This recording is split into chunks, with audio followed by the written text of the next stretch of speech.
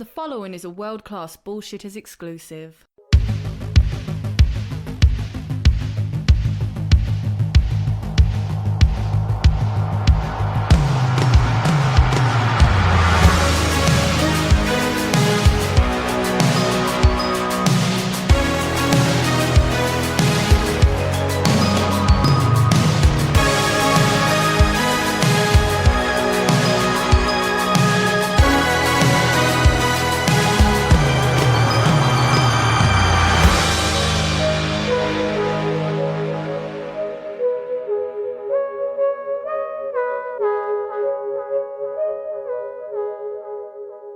Good morning, pop culture. We are live. It is Monday, November 19th, 2018. It's 7:52 a.m. and it's time to start your day with the internet morning show they don't want you to hear. So, folks, we are back. It is the week of Thanksgiving, and while people are getting ready for Black Friday and gorging themselves on crazy amounts of food, we are here to talk about the world of entertainment while you're hashtag working and lurking, or on your way to school, or you're off today and you're just taking some time off to enjoy your family, or, you just want to listen to this show. I get it. Either way, welcome in to Good Morning Pop Culture. Today's show is jam-packed, and that's not just a selling technique. We're going to be talking about the title, Venom has now surpassed Star Wars at the all-time box office worldwide. Oh my god, never thought I'd live to see that day. We're also going to be talking about Bill Maher and Stan Lee. Ugh. We're also going to be talking about Fantastic Beasts, the possibility of Doctor Who's cancellation, the female Doctor Who, and a whole lot more. So, while we're waiting to hit our magical number of 200, let's do what we do on most Mondays, and let's talk about the box office. So, over the weekend, we had a Harry Potter spinoff, which I was never going to watch. I doubt most of our listeners out there were going to watch as well. I don't think of this as a very pro-Harry Potter crowd. I could be wrong. I've been wrong before. Once or twice. That's about it. You can't prove the second time. So, it looks like Fantastic Beasts, The Crimes of Grindelwald, or Griswold, depending on, never mind, debuted at number 1 with $62 million. The Grinch jumped down to number 2, Bohemian Rhapsody at number 3, Instant Family debuted at 4, and Widows debuted at number 5. Now, I don't know what 2 of the 5 films are in the top of the list, but Fantastic Beasts seems to be getting dumped on pretty hard. As I said, I'm not a Harry Potter fan. I own the first 4 books. Don't really care. I got to the part where Harry Potter gets on the train platform, that half platform, and then I put the book down and I never read it again. I guess that would have been in 99 or 2000 when I was reading it, because those were popular back then. What was I worried about? Wrestling. I put down a Harry Potter book. I picked up The Rock Says. I read that book about 7 or 8 times, so at least I read a book. Maybe it wasn't The Fantastical World of Harry Potter by J.K. Rowling, but I did read The Rock Says by The Rock and Joe Layden, so that used to be my favorite book, and then I, became cultured and developed a taste, so now my favorite book is Of Mice and Men. I think that's the best book ever written, but that's a topic for another morning, The coffee's still kicking in. The only reason I bring this up, though, is it seems to be getting shit on by the critics. It's got a 40% on Rotten Tomatoes, and the fans are giving it a 70%. They liked it. So, again, it's just like Star Wars. It's just like, what was another one that came out this year? There's a huge fan discrepancy. All the Bayformers, all the DC stuff. Fans seem to like it more than the critics, and that is really not causing a problem at the box office. It debuted at number 1. It'll probably make its money back, and people will go on and want to watch a third one. So, good for you, Harry Potter fans. At least your content, your brand, isn't getting politicized. We have to hear about... Look, if this was a Star Wars movie that opened like this, they would say, oh, it's the fault of Johnny Depp because he's white. No. This is a Warner Brothers property, and they don't have the benefit to say stupid shit like that because they don't own 90% of the entertainment world. They're just Warner Brothers. We had a super chat roll in already from Edward Hogue that says, Jeff, please cover Doctor Who. It's very sad. Edward, we are going to cover Doctor Who. We're going to talk about the possibility that Jodie Whittaker may not come back. So this Doctor Who Lady Edition may be a failed experiment. Yes, that is not me hyping up something. There is an article discussing the very real possibility that Doctor Who has overstayed its welcome. And, to hook you, to make you watch a little more of the show, I'll tell you the closer we get, later on in the show. But don't worry. Speaking of the show, folks, we're not going to be here every morning this week. We are not going to be here starting on Wednesday. We're not going to be here. It's the Thanksgiving weekend. I got stuff planned to do on Wednesday. Obviously, Thanksgiving's on Thursday. Friday's Black Friday. Now, you will hear from me, though, throughout the week. Don't think this is it. Because over the weekend, I did the one thing you guys all want. I made a single video. The short 20-minute videos. I went out into the field and filmed stuff. So if you're always craving more world-class bullshitters, well, this is the week for it, because I went out and I filmed enough content for 2 videos, which will be coming at you, one today, one later in the week, maybe next Monday, because the one today is being talked about in the news.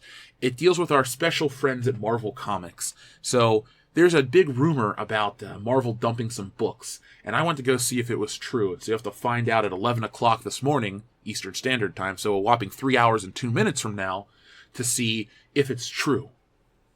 But I am live streaming Black Friday. I bought the head mount that I talked about on World Class Bullshitters. And I will be out there fighting old ladies for TVs and Rubbermaid containers and all that fun stuff. The most American holiday is our Black Friday and Thanksgiving. So I'll be live streaming Black Friday for you guys.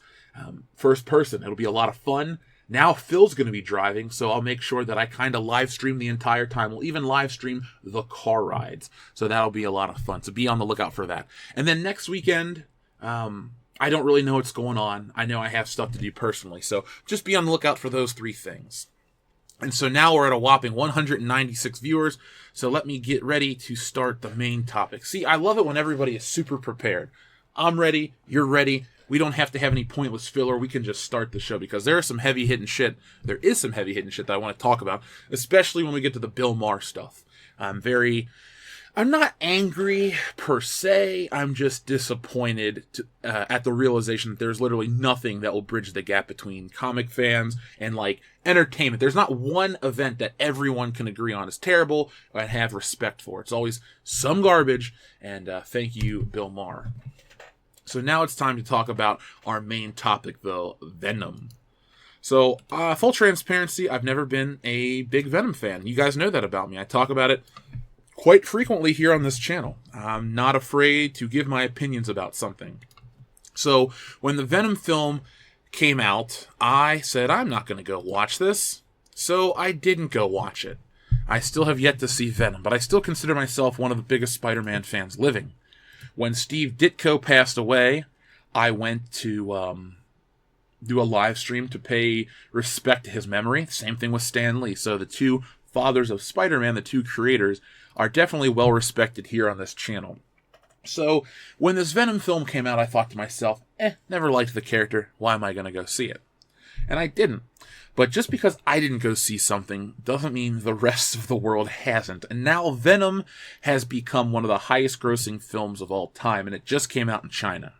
So Venom has now passed Star Wars at the all-time worldwide box office. The film has been it has been a huge week for Venom, whose release in China on November 11th skyrocketed the film's box office numbers, making it one of the newest films to rank in the top 100 highest grossing films list. The other newest addition is The Incredibles 2, which is now ranked at number 15. Venom, which made $210 million domestically, surpassed Justice League last week after it earned $34.7 million on its opening day in China alone. The feat makes the film, which was directed by Ruben Fleischer, the second biggest opening day earner of a superhero movie in the country's box office history. After a full week, it has now beaten the original Star Wars, which has grossed $775.4 million worldwide. That puts Venom's new numbers at $780.5 million. It also managed to surpass Guardians of the Galaxy, which now stands at $773.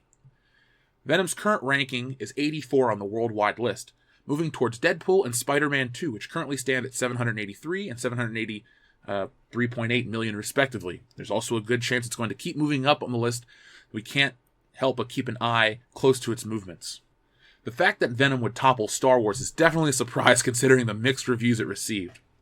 While fans seemed to enjoy it, their critics had no love for the movie.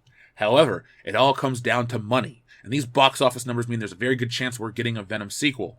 While the second installment in the franchise has yet to be greenlit, almost a guarantee that we'll see Tom Hardy as Eddie Brock / Venom in the future. Fleischer has already shared some ideas on what may come. Venom is the first Marvel film that doesn't fit into the MCU or the X-Verse since The Amazing Spider-Man 2 in 2014. Since the movie does not qualify as part of the MCU, the big question on everybody's mind is whether or not the anti-hero will face off with his most notorious enemy, Spider-Man. Those are words I never thought I would say in order. Top 100 Venom, outgrows Spider-Man, outgrows Star Wars, this, that, and the other. Jeez.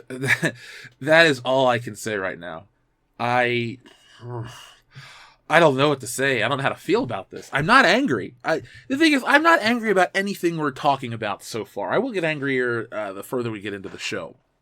But I'm just genuinely surprised. I did not see this coming at all. I did not see it coming at all. And most of you did not see it coming at all. And then a lot of people in our Facebook group, the private one, were like, hey, the movie's pretty good. You should give it a chance. And I said, I'm really not interested. And now it looks like most of the world has given the movie a chance. So we're going to see more Venom. Now, I know a lot of people are out there saying, oh, man, Venom made all this money, blah, blah, blah. He'll never fight Spider-Man. I have a bigger question that may also be a part of the big problem for the MCU. So humor me if you will. Venom's a huge hit. What if it makes $1 billion? What if this makes Sony, it emboldens Sony to never, ever renew their agreement with Disney and Spider-Man? What if we never see another Spider-Man film in the MCU? They'll have to kill him off. They'll have to do something strange and bizarre to remove him because Spider-Man's a big moneymaker and Sony will not kill the IP, but Sony may get a big set on him and say, you know what? No more MCU Spider-Man. Tom Holland, we're going to keep you, but you're no longer able to play with Iron Man and the rest of the crew. So then the MCU loses out on that. Captain America and Thor die in the next one. All these terrible things happen, and we're left with a Sony Marvel universe and a Disney Marvel Cinematic Universe. And that is a bizarre future that is more possible than we can possibly imagine. It seems like we might be living there in that future soon, and I'm okay with that to a degree. Here's the thing. We always talk about competition creates a better product. And Marvel has been, since Disney bought them, they've been just buying up stuff left and right. You know, Disney bought Marvel, they bought Star Wars, they bought other things, they own a majority stake in Hulu, they own 20th Century Fox. What if Sony is the hero we need, that Dark Knight style hero who comes out and kind of puts Disney in their place? Because all is not well in the MCU. They have won the first 3 battles. They've vanquished DC. Look, there's an article going around that's talking about how DC is going to recoup and reboot in 2019. I doubt it's going to work. I want Aquaman to be a hit. I want Shazam to be a hit. I thought the Shazam trailer was genuinely good. And I have interest in Aquaman. I like Jason Momoa. I love Amber Heard for many reasons. And the movie's interesting enough. It's got Jango Fett in it, so anything with Jango Fett, I'll watch. Yes, even 6 Days, 7 Nights starring Harrison Ford. But we'll have this Sony thing that could possibly usurp the Marvel Cinematic Universe. Now, I'm not saying it's going to make $15 billion at the box office, but it could become the popular thing. Because remember, folks, just a few short years ago, let's go way back in the Wayback Machine to the year 2002. Okay, there was no MCU, but Spider-Man was the #1 hero in the world. 2004, Spider-Man, #1 hero in the world. 2007, basically that 5-year gap, nobody topped Spider-Man. Even Batman Begins, a movie that I feel is better than most Spider-Man films, did not beat Spider-Man at the box office. Not until 2008, when The Dark Knight came out, did the public's conscious switch from Marvel to DC. Now you'll say, what about Iron Man? What about the Hulk? Those movies were great. But more people were concerned with what Spider-Man 4 is going to be than what was the next MCU flick. Because those movies were good, and people liked them, and they were hits. But there was no MCU proper. We didn't know what was going to go down. We still thought there was going to be an Ant-Man movie, and a Submariner movie, and all these other things. Just like today. Oh, what's next? What's happening? But back then, there were a lot less people in the know. Kevin Feige wasn't telling people at these press conferences, oh, here's the timeline, this, that, and the other. It was kind of rocky. We didn't know exactly what was going down. So, even in a world where the MCU was a thing, other franchises were bigger.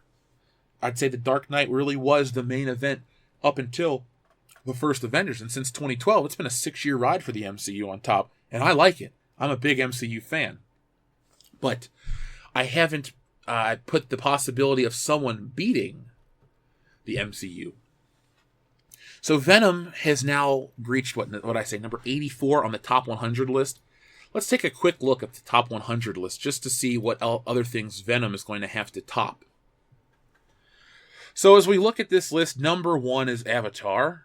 Oh, nope. Yeah, sorry, I clicked on the wrong tab. But Avatar is number 1, followed by Titanic, then The Force Awakens, then Avengers Infinity War. Now, Infinity War and The Force Awakens are what? $20 million apart at the box office? I would hope, and I know this wouldn't, why would Disney care? They own them both. It's the same thing for them. I would love if they did an Infinity War re-release around the time of Part 2, and then that would up the box office to pass The Force Awakens to number 3. Back to the list, though, we have Jurassic World, The Avengers, Furious 7, Age of Ultron, Black Panther, and Harry Potter, and The Deathly Hallows Part 2 to close out the top 10. And number 11 is The Last Jedi. And then a lot of these are Marvel and Transformers, a lot of the big budget movies. James Bond makes the list at number 22. Cool.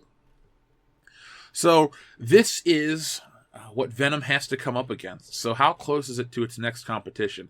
So it's only $3 million from Deadpool. So it's going to beat Deadpool, it's going to beat Spider-Man, it's going to beat Indiana Jones and the Kingdom of the Crystal Skull. Thank God. Conservative guess, I say Venom ends up somewhere around Thor Ragnarok or Star Wars Episode 3 Revenge of the Sith. So I say it jumps up about 20 spots, 18 spots conservatively. It's a movie that doesn't seem to be able to be stopped. Good for it. It could be fun popcorn stupidity that we all need. For me personally, maybe I'll go read some Venom comic books. So we had a couple super chats roll in. First off from the Pui. Good morning, Jeff. The Pui, good morning to you, my friend. Thank you for spending every day with me here on Good Morning Pop Culture. And then Cesario Japan says, Sony Films win is going to be negated by the BS done by the Sony PlayStation censorship. How does a U.S. arm determine what is okay in Japan? Hashtag VG titties. You know, I was going to ask you what you were talking about until I saw the hashtag, and now I know what you're talking about. I don't know. Maybe it's going to be negated by the fan reaction.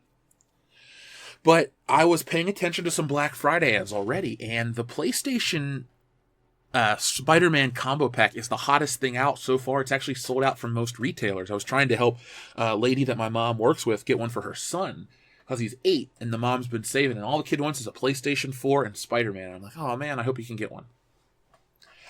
I don't think that's going to be a problem. I think the one thing that's going to be a black mark on Sony for the end of the year is going to be that PlayStation Classic.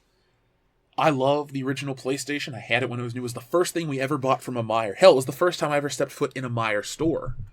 But I just don't think that's going to be the hit that people want. And I don't think that means it's going to be a bad system. I think you got a lot of these fans that are into these JRPGs and stuff like that. And I think they're going to have... Basically, the PlayStation was such a huge success, and it had so many great games, that everybody's PlayStation experience was different. And because there were so many great games, and because there were so many people that played it, you can't distill that experience down to 20 games. The Nintendo, there was a ton of crap. But everybody loved Mario and Zelda and Metroid and all that shit. Same with the Super Nintendo. There was a lot of shit on there, but then there was also Super Mario World, Metroid, Zelda. It's a very easy process to follow. If there's ever eventually a Nintendo 64 classic, it'll be Mario, Zelda, hopefully GoldenEye one day. But I guess the censorship of boobs, look at whatever game they're censoring the boobs out of, I'm not going to buy. I don't find the censorship of boobs to be a good thing.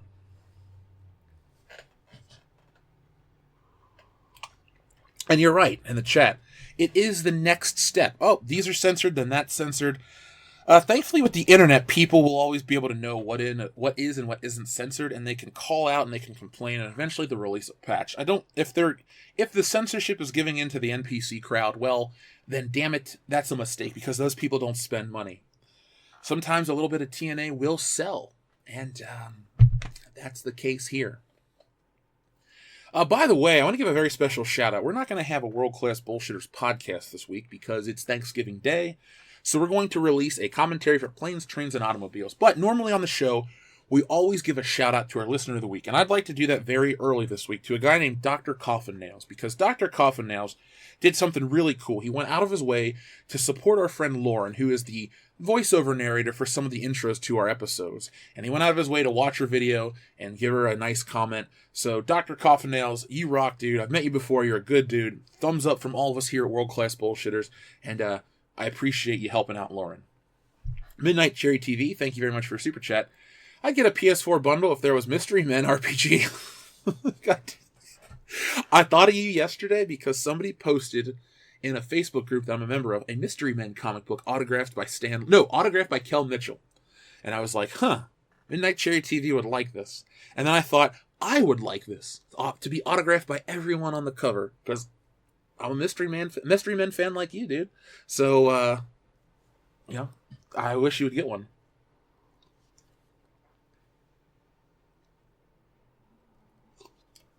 Ugh. Well, that's going to hurt Sony then, Cesario Japan. That's going to hurt them big time.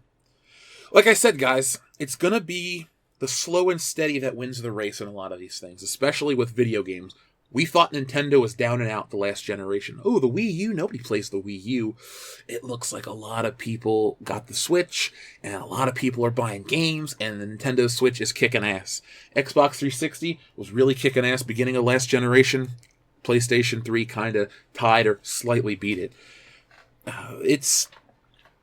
It's funny how these things work, and sometimes the tried and true comes back in style, and it's really in style. Like I said a while ago, Nintendo is like, what else was like? Nintendo and Star Wars are two similar things, because you may be into them all the time, and you may talk to certain people that are into it, but when the next big thing comes out, more people than you can possibly imagine come out to support it. So you'll never know who comes out of the woodwork to support all of that stuff. For those wondering, my weekend was great. It was a lot of work, though. Friday, what I do? Worked on the comic. Saturday, what did I do? I filmed some footage and I worked on the comic. I finished 2 pages this weekend. Then yesterday, I made the video that you guys are going to watch at 11 o'clock, and I went to watch Survivor Series at Phil's house. And it was some time. So, the Venom stuff, again, was just a shocker to me. But part of me would like to see, and I know this sounds really messed up, part of me would like to see Sony become viable against the MCU proper. Because Cesario Japan's talking about conformity of the Japanese developers to the US Western San Francisco Bay standards. Well, Captain Marvel is going to be a change for a lot of these movies. And if that makes a bunch of money, and they're the only game in town, well, then they'll think, well, that's what we're going to move to because people are the most receptive to it. And it's not really that they're receptive to that kind of shit. It's that people like Marvel, that red logo really incites a lot of emotion, be it positive, negative. You think of yourself as a child. You think of all kinds of stuff when you look at that Marvel logo. Me, I go back to, I don't know, I guess I would say my most prime Marvel fandom phase would be around 2002 when Spider-Man was out. I couldn't get enough of that. I'd buy shitty magazines, crappy action figures, good action figures, any video game. I would watch anything that had anything to do with comic books. I was obsessed. And it stuck with me till about, 5-ish. Then I got back into wrestling pretty hardcore, because I made some friends that were into it as well. But I look at that logo and I have a lot of good feelings. But I am self-aware enough to know what's going on behind the scenes, what they're trying to promote, what they're trying to push. You guys know that too. That is why there is such a big audience on this channel, because people are more aware of the garbage that goes into their entertainment. They don't just roll over and take it. And I think that's a very good, positive thing. So I'm very excited for the future in that regard, because people think, oh, it's going to be this totalitarian future where they put this, that, and the other out there. Yeah, but as an audience, we'll just say fuck it, and we're not going to go watch it. And somebody else is going to come up and create something that's even better and more original, and then that will change the face of entertainment. Folks, it's all about the money. Look at Venom. Look at anything. It's all about the money. If you guys can tap into that one vein and really, really speak to a lot of people, well then, damn it, you are the next big thing. You are the Brock Lesnar. And it's pretty goddamn cool. So that's pretty much all I got to say about Venom this morning. If you guys have any more questions, we can obviously always go back. You guys control the show.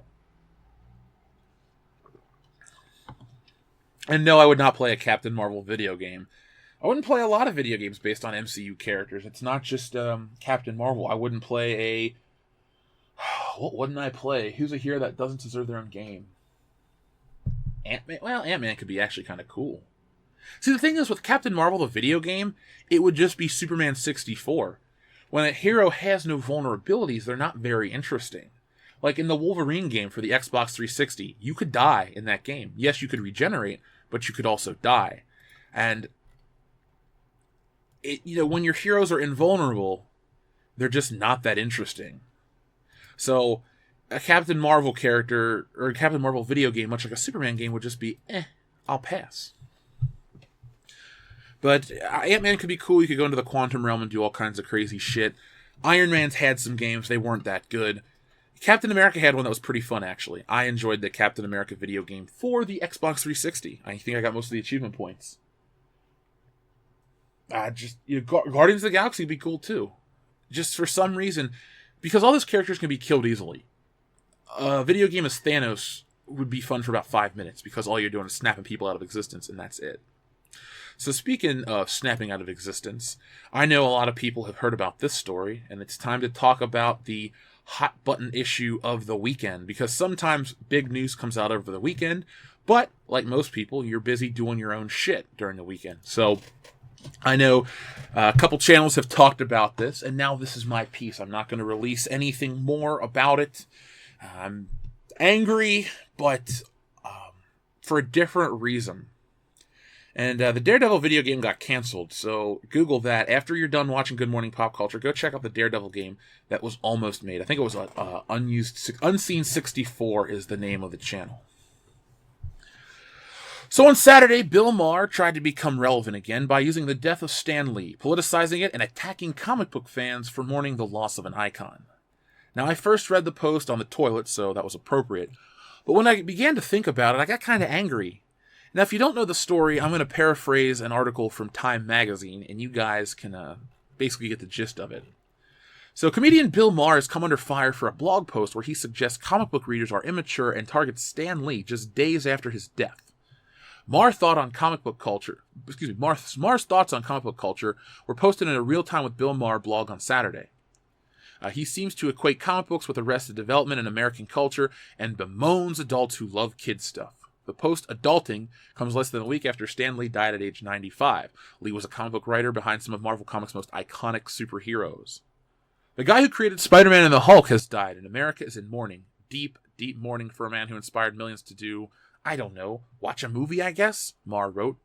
The assumption everyone had, back when I was a kid, both the adults and the kids, was that comics were for kids, and when you grew up, you moved on to big boy books without pictures. Maher writes that sometime in the last 20 years, adults decided they didn't have to give up kid stuff and pretend comic books were actually sophisticated literature. Maher capped off his blog post by claiming that comic books haven't made people any stupider, but were now being used, our smarts were being used for stupid stuff. I don't think it's a huge stretch to suggest that Donald Trump could get elected in a country that thinks comic books are important, he wrote. Maher's comments about Lee and comic book fans just days after the legend's passing did not sit well with many. And here are a couple tweets. Bill Maher dissed an entire storytelling medium? Wow, he's so highbrow. His brows are so high there's possibly less room for a brain.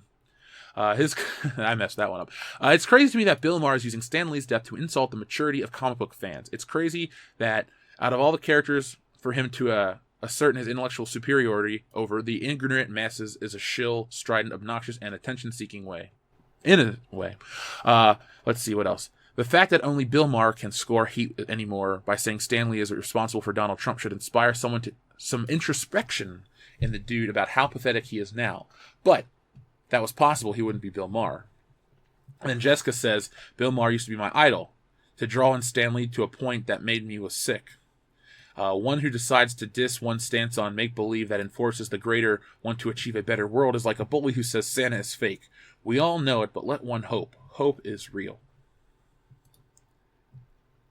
Now, I know we discussed this on the High Council, but it was true. The death of Stan Lee can't bridge the gap. If he can't, then literally nobody can. In the world of social media, i.e. saying shit behind a keyboard, people feel emboldened to be the biggest piece of trash they can possibly be, or in Bill Maher's case, his true identity.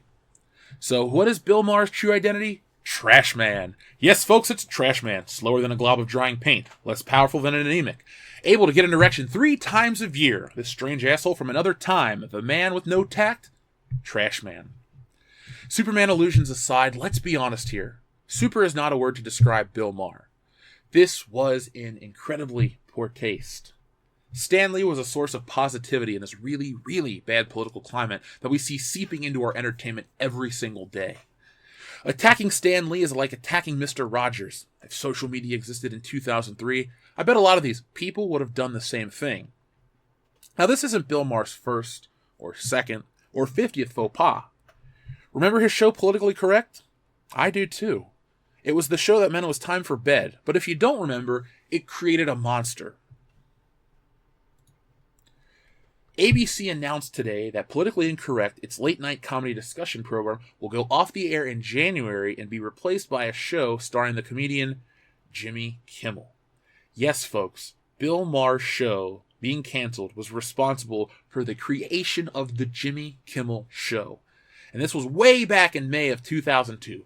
10 days after Spider-Man had come out in theaters, we got this news. So, for all the shit that Bill Maher wants to talk about, every time he flies off at the mouth, he creates something terrible. And now, we live in a world where Jimmy Kimmel is the moral center of the entertainment world. So thank you, Bill. Thank you for being an insufferable D-bag. Thank you for creating Jimmy Kimmel. And Jimmy Kimmel, you'll never hear this, but man, go back to being good. And yeah, there was a time where Jimmy Kimmel and Adam Carolla were awesome. They were funny. The Man Show. Oh, I'm embarrassed of my past. Why? Because you were actually funny? And some people on the internet might get offended? You know, it's sad. I watch stand-up all the time. I watch old stand-up. I watch new stand-up. The old stuff is just head and shoulders above what is currently out. Well, today's is more, it's more observational and this and that. You know what? It was observational back in the day, too, and it was fucking funny. Eddie Murphy used to be a funny man. Red Fox, when he was still alive, funny man. Richard Pryor, George Carlin, funny men. Now, George Carlin was able to be political, but still funny and poignant. He hit you with some hard shit, but he was still funny. Not the case with any of these people anymore. Amy Schumer's point is, my vagina. That's the joke, guys. That's the joke. Which she ripped off from Dave Attell or countless other stand-up comedians. But Bill Maher's show brought us Jimmy Kimmel. So if you're mad at Bill Maher for what he said about Stan Lee, that's fine. You have every right to. It was in bad taste. I don't like when you attack Stan Lee. He was just an old, happy man. Well, publicly he was happy. We know how he really was behind the scenes. We've heard all the articles and all the information come out. But it's an easy target for Bill Maher, and it's just so classless. I guess I shouldn't expect any more. Bapui, thank you very much again. Seems like Bill hasn't given up kid stuff. He's still a Democrat. Ouch. That's a burn right there. Well, the thing is with Bill Maher, I've never been a fan. I don't really watch his show. Here's the thing. I don't have to have all these people have the same political stance as I do. I really don't have a political stance that can be, listed in one or two ways. And that's fine. I don't need to really talk about that. This isn't a political platform. But this shit seeps into, entertainment culture, geek culture. Stan Lee was the granddad of geek culture, the godfather, the icon, the man. Even though he gave himself that title. But you know what? Rightly so. You know what? I want to bring up a point that I forgot to bring up in Stan Lee's passing last week. And this will be one of the final times I bring him up ever, unless it's anecdotal. I'll never forget, I was in college. And I was in a class about creating comic books. And it was on DC Comics. Or we were watching a documentary on DC Comics. And they would have Jim Lee. They would have Dan Didio. They had all these DC creators. And then you hear this one distinct voice. And now when everybody else was talking, it would say, Jim Lee, creator of artist Batman Hush. Dan Didio, this, that. So-and-so, writer of this book. All DC stuff. But when Stan Lee popped up, it just said Stan Lee, the man. And Stan Lee was on like a Batman documentary or something. It was so cool and so bizarre to have Stan Lee be on a Batman documentary. He had just transcended the DC Marvel lines. It was just all comic books. He was, every comic book fan's favorite. So I just thought that was a cool moment that just popped right back into my mind. If I ever find the documentary, it might be on Justice League: The New Frontier. It was definitely on one of those DC animated movies. So if you guys know what I'm talking about, check it out. It's it's great. But this Bill Maher thing is just rubbing people the wrong way. I don't think, one, Stan Lee just passed away. It's give it a week. If somebody that Bill Maher respects and admires dies, do you think he's going to allow people to talk shit 4 days after they die? No, he'll get on Twitter and rant and do something stupid. He'll use a blog like it's 1998 all over again. But this was just in bad taste, and it was the wrong time. So Bill Maher got his 5 minutes again in the spotlight. Good for you, Bill. Go back to HBO and get ripped apart by Omarosa or any other people out there. It's funny, I looked up Bill Maher, stupid things Bill Maher's done. I actually Googled that, and the first thing that popped up was his show got canceled based on the stupid crap he said around 9/11. And now we're here 17 years later, and he's still saying dumb crap. Now, HBO's not going to let him go, because once Game of Thrones ends, what else are people going to watch over there? John Oliver? But that's my take on this whole Bill Maher Stan Lee thing, and I'm really interested to see what you guys say, because if you found out about it over the weekend, you were probably angry. Incredibly bad taste. And, seriously, Stan Lee's death is being politicized, then nobody's death or no event will ever bridge the gap between left, right, or any form of entertainment on any part of the spectrum. Maybe Clint Eastwood's death will be politicized because of his stance. Stan Lee kind of always kept it like, hey, comics are for everybody. Hey there, true believer, and all that stuff. I don't know. When I think of Clint Eastwood, I think of, Make My Day and all that shit.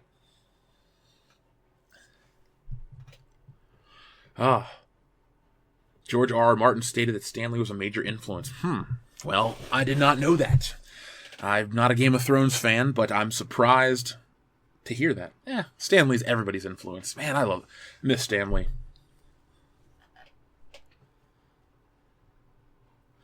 So let's see what else we're going to talk about this morning. It's going a lot faster than I thought. We're only 30 minutes into the show. I was like, we'll be talking about this for hours. I guess not.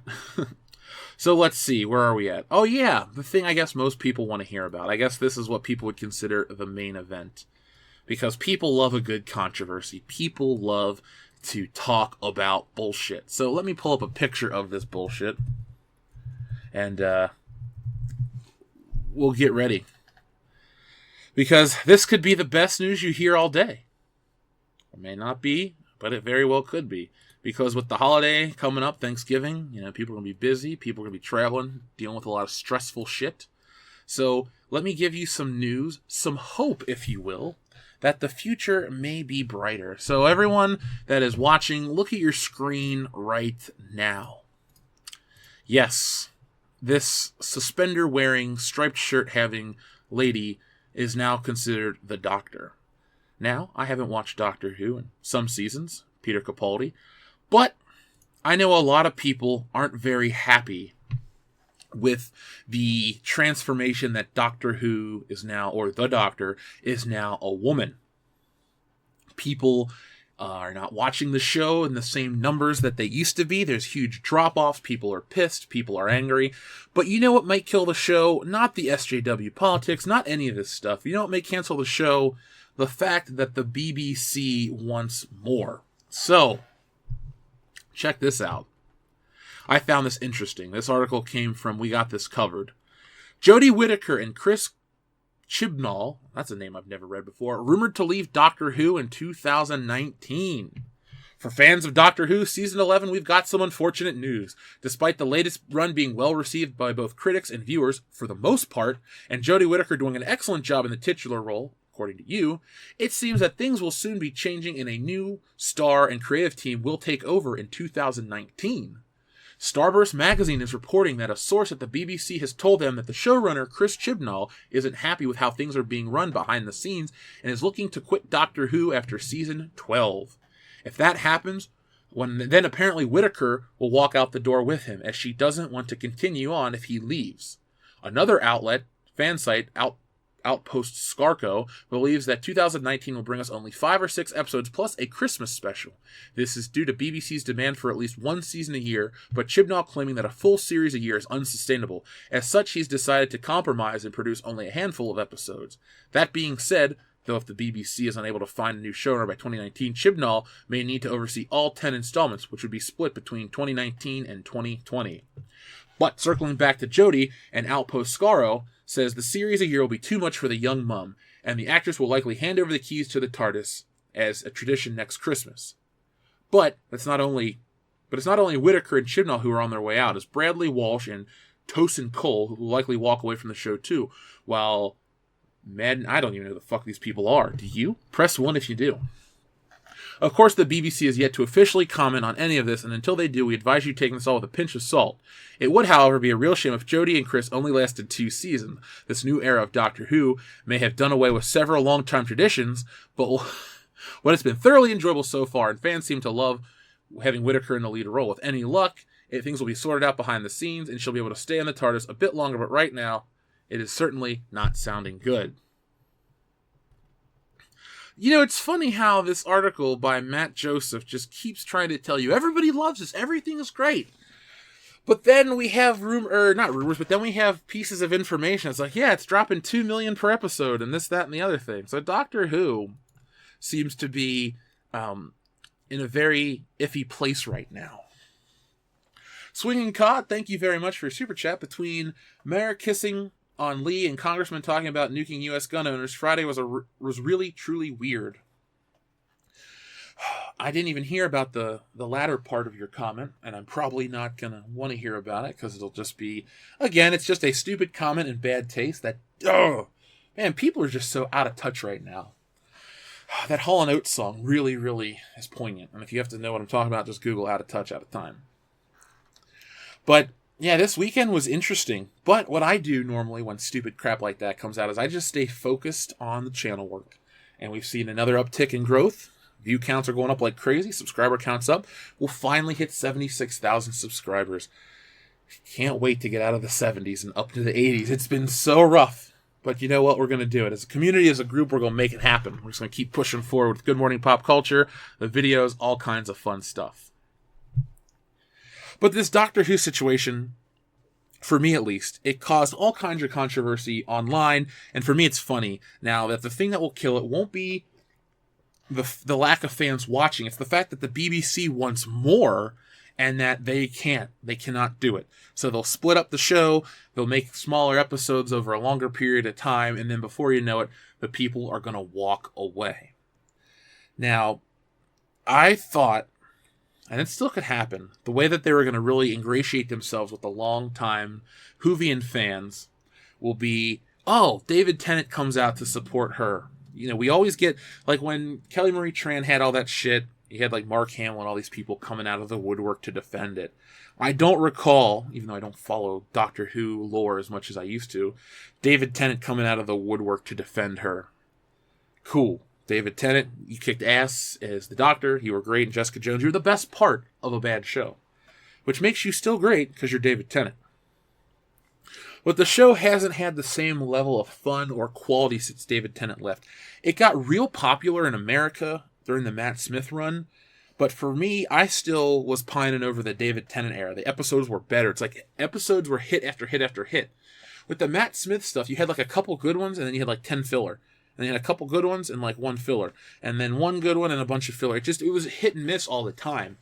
With every companion that Doctor Who, or the Doctor had as David Tennant, each companion was interesting, had stuff that she added to the show, and I liked them. I liked Rose, I liked Martha Jones, and I liked Donna Noble. I liked them all. Yes, even Donna Noble. She was funny at times. Catherine Tate, I believe her name was. But then you get to this whole Amy Pond, I'm in love with the Doctor shit, and I'm just like, and then Rory's a cuck, and this shit happens, and they're dead, they're not dead, they're trapped in time.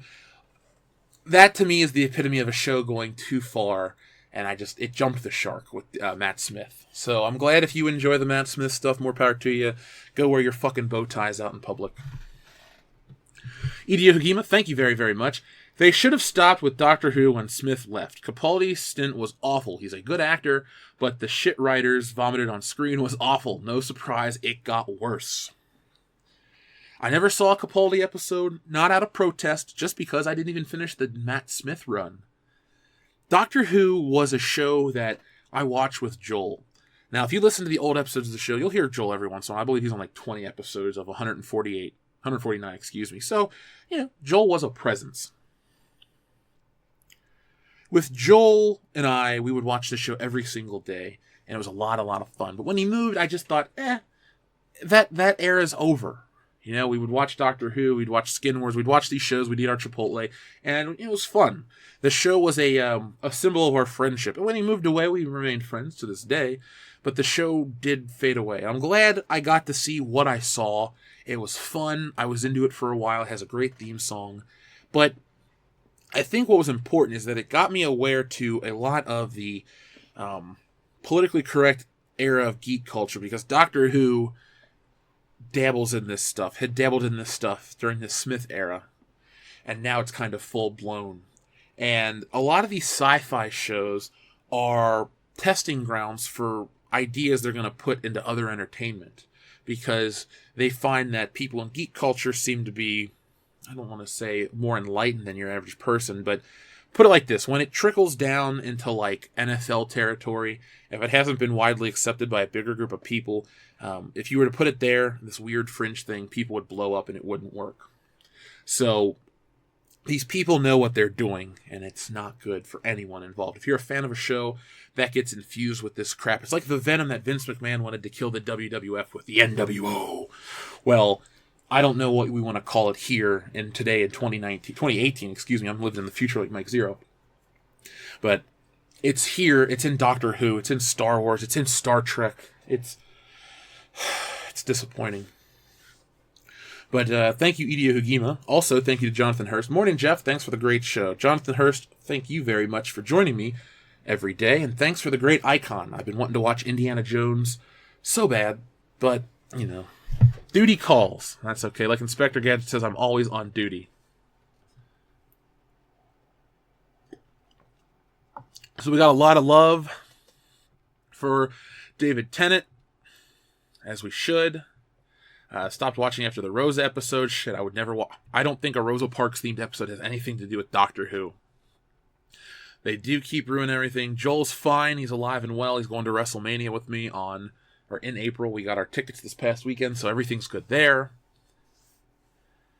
When they said they were out of Diaz and the show running had been running for too long, nostalgia, maybe it's time to say goodbye. Yeah, it is time to say goodbye.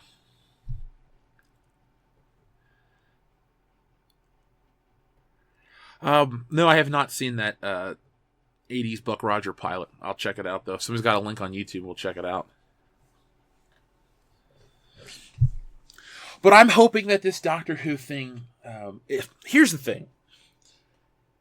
The way the culture is being infused with these garbage politics, I'd like to see die.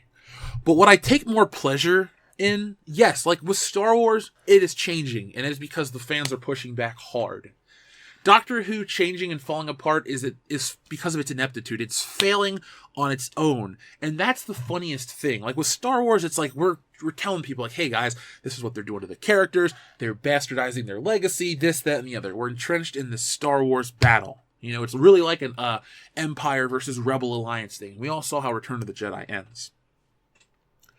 But with Doctor Who, just, we're pushing for this, we're doing that, and nope. And then it falls apart because of behind the scenes shit.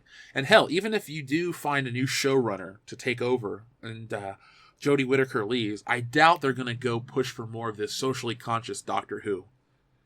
I mean, what happened to fun? Remember the episode that took place in the future when they were at the Olympics and the little girl was drawing the pictures and all the people would like get stuck in the wall or something? That was cool. Or the Absorbaloff's my favorite episode where, what is that, Linda...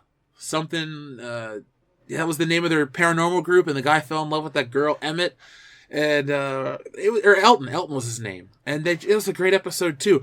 The Tenet stuff was just a great fun run. It was like early It's Always Sunny in Philadelphia, like episodes or seasons 3 through whatever. Every episode was a hit, and then you get where you draw it out for so long, and people just kind of run out of ideas. I feel like that is where we are with Doctor Who and a lot of geek cultures. We've run out of ideas. It's time to just let it rest. Doctor Who did go away for a while, much like James Bond. It was bizarre. Who lasted... Okay, so they both came out in 1962 in terms of TV or movies, and they had their big long runs, and then they kind of took a break. Doctor Who took a... How long was Doctor Who's break? It came back in 2005. GoldenEye came back in 1995. There was a 6-year gap for James Bond. But then these things come back, and they're bigger than ever. Yes, and I do mean that. With Doctor Who. Now, GoldenEye was a new renaissance for James Bond. I wouldn't argue that the 60s was the biggest era for Bond. But either way, the shows came back with renewed vigor, renewed interest from the fans. Taking breaks is a good thing. They are a good thing. The all-day Star Wars stream Salvador is Saturday, December 1st, 2018. We're starting at 10 a.m. with episode 1. I got your email, here it is, folks. If you're a patron, you can be on a movie. Just shoot me a message. I believe some movies have already been claimed, so that's the case. We might allow 2 per movie, so that'll only be 4 people or 5 people doing a commentary, because let's be honest, Nick and Kendo will be there, but they don't really have too much to say about Star Wars movies. Joel doesn't watch Doctor Who still. Joel was in the military. Joel has different ideals about things. He does not believe in the NPC culture at all. He's been against it for decades before I even knew what it was. So Joel was like the Mike Zero of NPC culture. Let's see. Cesaria Japan, thank you very much. Geek culture is accepting, but not by gunpoint. Yeah. We're being forced into a lot of this stuff. But thankfully, you can just take your money elsewhere and not be accepting of it. And like with Venom and other things, where the money is, the success follows the money, obviously, because money equals success. But these companies want to make more and more and more, and it's always about a battle of superiority.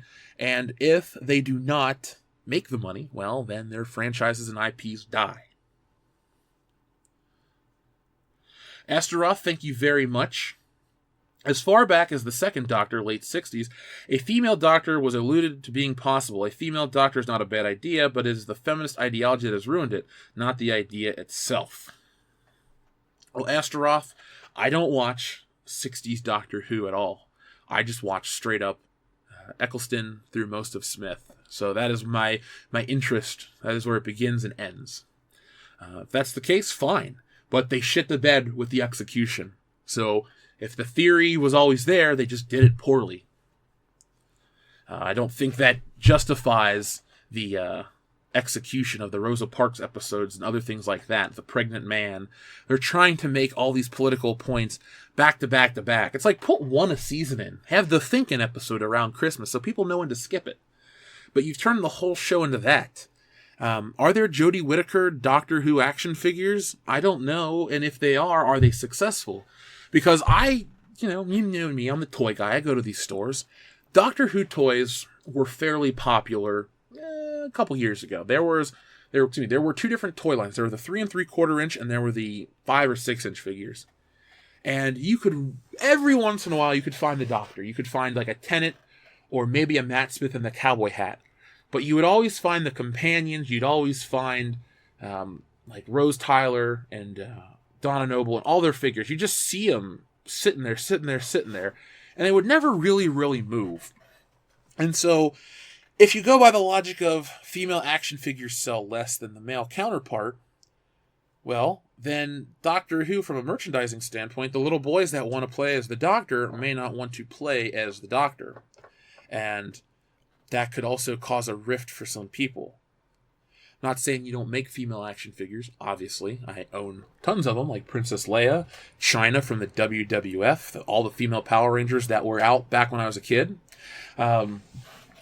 It's not about that. I'm just thinking out loud how she's going to affect that if they're going to be making tons and tons of Jodie Whittaker figures like they did other ones, and are they going to be as successful? They canceled the Christmas special for the first time ever. Is that because they think Christmas is they're too woke for Christmas? Is that the case, or is there an actual reason behind it?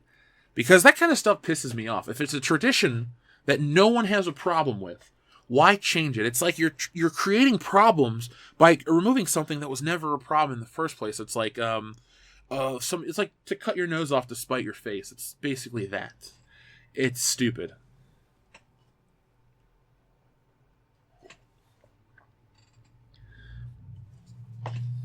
Thank you, Salvador. It sucks that you got to work night shift.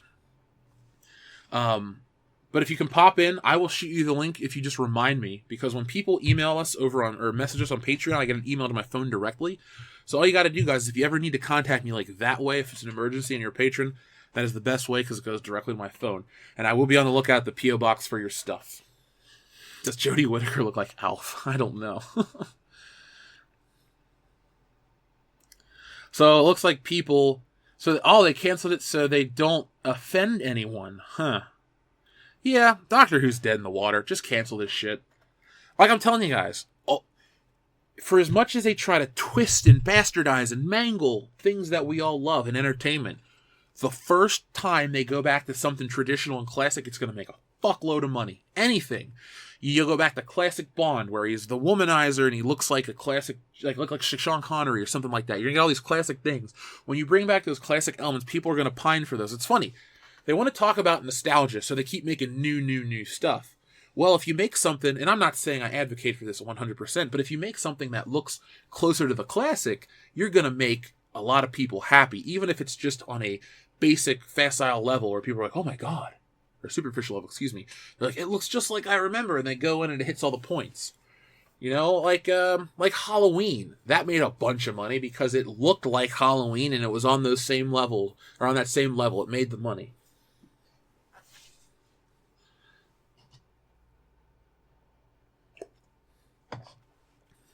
It is too late for classic Star Wars. Like Darth Vader says, it's too late for me. Sorry, Darth Vader. It is too late. So the BBC says they ran out of ideas for Doctor Who. See, I'm not... It sounds like I'm less angry about this Doctor Who thing than I am She-Ra Princess of Power, which is something I was never even interested in. But the thing is with me is I don't like taking old IPs and breathing new, biased life into the IPs. That's where my stance for all this begins and ends. Like, I know this is a stupid, weird example, but for example, Tom Cruise. They wanted to make a Green Lantern film with Tom Cruise, but they wanted to kill him off to do a Jon Stewart, Kyle Rayner Green Lantern film. And Tom Cruise said he'll do the movie as Hal Jordan, but refuses to die. Jon Stewart is a good Green Lantern. If you want to make him the Green Lantern in a movie, do it. Do not do it off the back of Hal Jordan. I don't think Kyle Rayner's needed, honestly. I don't really like that Green Lantern. But the point I'm trying to make is, if any at all, is that they always try to take the old established to put a new, less than version on, and then kill off the old and disrespect it, disregard it. You'll never hear me say that Green Lantern 2011 was a good movie, because it was shit. But I don't think Hal Jordan's a bad character. He was just poorly portrayed by Ryan Reynolds. I think Tom Cruise gets it. I think a lot of older actors get it. I'm not saying Tom Cruise is our moral center at all. This is just one example. But you don't need to sacrifice what came before that works just to appease a small minority that will be, active on social media. That is the wrongdoing of entertainment right now, is to worry about the social media crowd. You can vote with your wallets, you can make it known, and you can communicate on social media, but for the people that just say, hey, I'm starting a hashtag, listen to me and make your movie for me, that doesn't really work.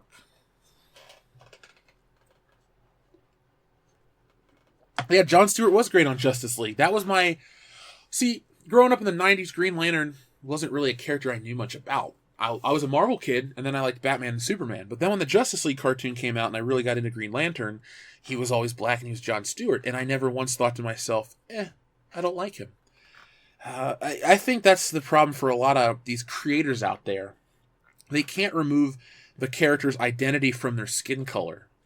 I don't look at somebody like a Jon Stewart or The Rock or somebody. I don't look at The Rock and go, oh, he's the greatest Samoan half-black wrestler, blah, blah, blah. No, he's The Rock. He's transcended his race. He's just his person. His identity is his personality and what he represents, not his skin color. Now, sometimes people are proud of their heritage and they want to ingrain that in their identity, and more power to them. But for somebody like me who looks at a character, or The Rock is a character underneath it all. To me, they're not their skin color. They're just, they're who they are. Yeah, Trent, I'm with you, dude. I'm with you there, too. Yeah, The Rock is The Rock. There we go. She-Ra is He-Man's cousin. Yeah, because what wasn't it his sister? Because isn't Tila? Who's Tila? I don't know He-Man. Ask Jeremy Peerboom. That guy's on our channel all the time. He's cool. He loves He-Man. You talk to him, he'll tell you everything you need to know. He can tell you who drew what frame and what issue, or what episode of what cartoon. He's that good. Let's see. Todd Rector just joined. What's the topic? Well, Todd Rector, we talked about Bill Maher and Stan Lee. Currently, we're talking about Doctor Who and how it's possible that Jodie Whittaker is going to be in her final season coming up, because the BBC wants more episodes, and the showrunner can't do it, and she will leave if the showrunner leaves. So we could avoid all this Doctor Who nonsense if they just force more episodes. Yeah, not only did I cover the Doctor Who finally, I'm going to look into the episodes. One of our listeners has been sending them to me. I'm going to watch them and find out what the hubbub's about. I can't promise you guys all this Doctor Who content like I can talk about Star Wars. Here's the thing. I don't talk about Star Wars because it's popular, because it gets clicks and views. I talk about it because I like it. At one point, I would say I love it. I know this shit like the back of my hand. I don't have to sit and tell you, I'm a geek. I'm in the geek culture community because it's popular and I want views. No. I could turn on a camera and I could show you the shit I've had my whole life. It's always been a part of who I am. And when they change it and ruin it, that's when I get pissed, and that's when I start talking about the stuff the way I do.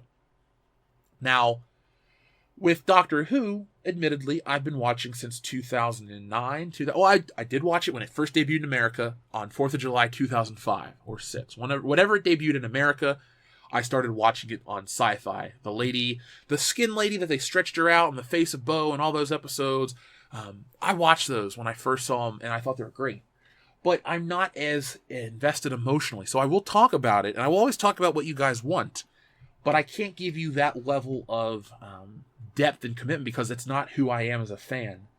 I'm more passionate about Superman or stuff like that I don't even talk about on the channel more than I am Doctor Who. But I will gladly cover stuff you guys want, and if you give me the information about certain topics via either email or Patreon or Twitter, all those things, I will gladly cover them. Like I said, this is the People's Podcast. Until The Rock starts one, then I guess I'll have to legally change it. But until then, we are the People's Podcast. Admiral Tiberius, thank you very much. Good morning, Jeff. Nothing like world-class bullshitters on my Friday. The NPC/woke culture have also ruined war movies. Fury was amazing, but it was a rare success. Now, that was the tank movie, right? Here's the thing. I love to watch war movies and prison movies, but they're the most depressing movies for me, and they're the most satisfying when they're over, because I don't want to go to war and I don't want to be in prison, but to get into those stories, it's very like Shawshank Redemption or countless other war movies. You feel for those guys. You're in there in the trenches with them, and it's like, oh shit. And then you turn it off and you're like, oh, thank God I didn't have to do that. And then you think about the people that did have to do it, and it's a whole different level of appreciation. By the way, check out our military stream if you haven't had a chance. It was a lot of fun.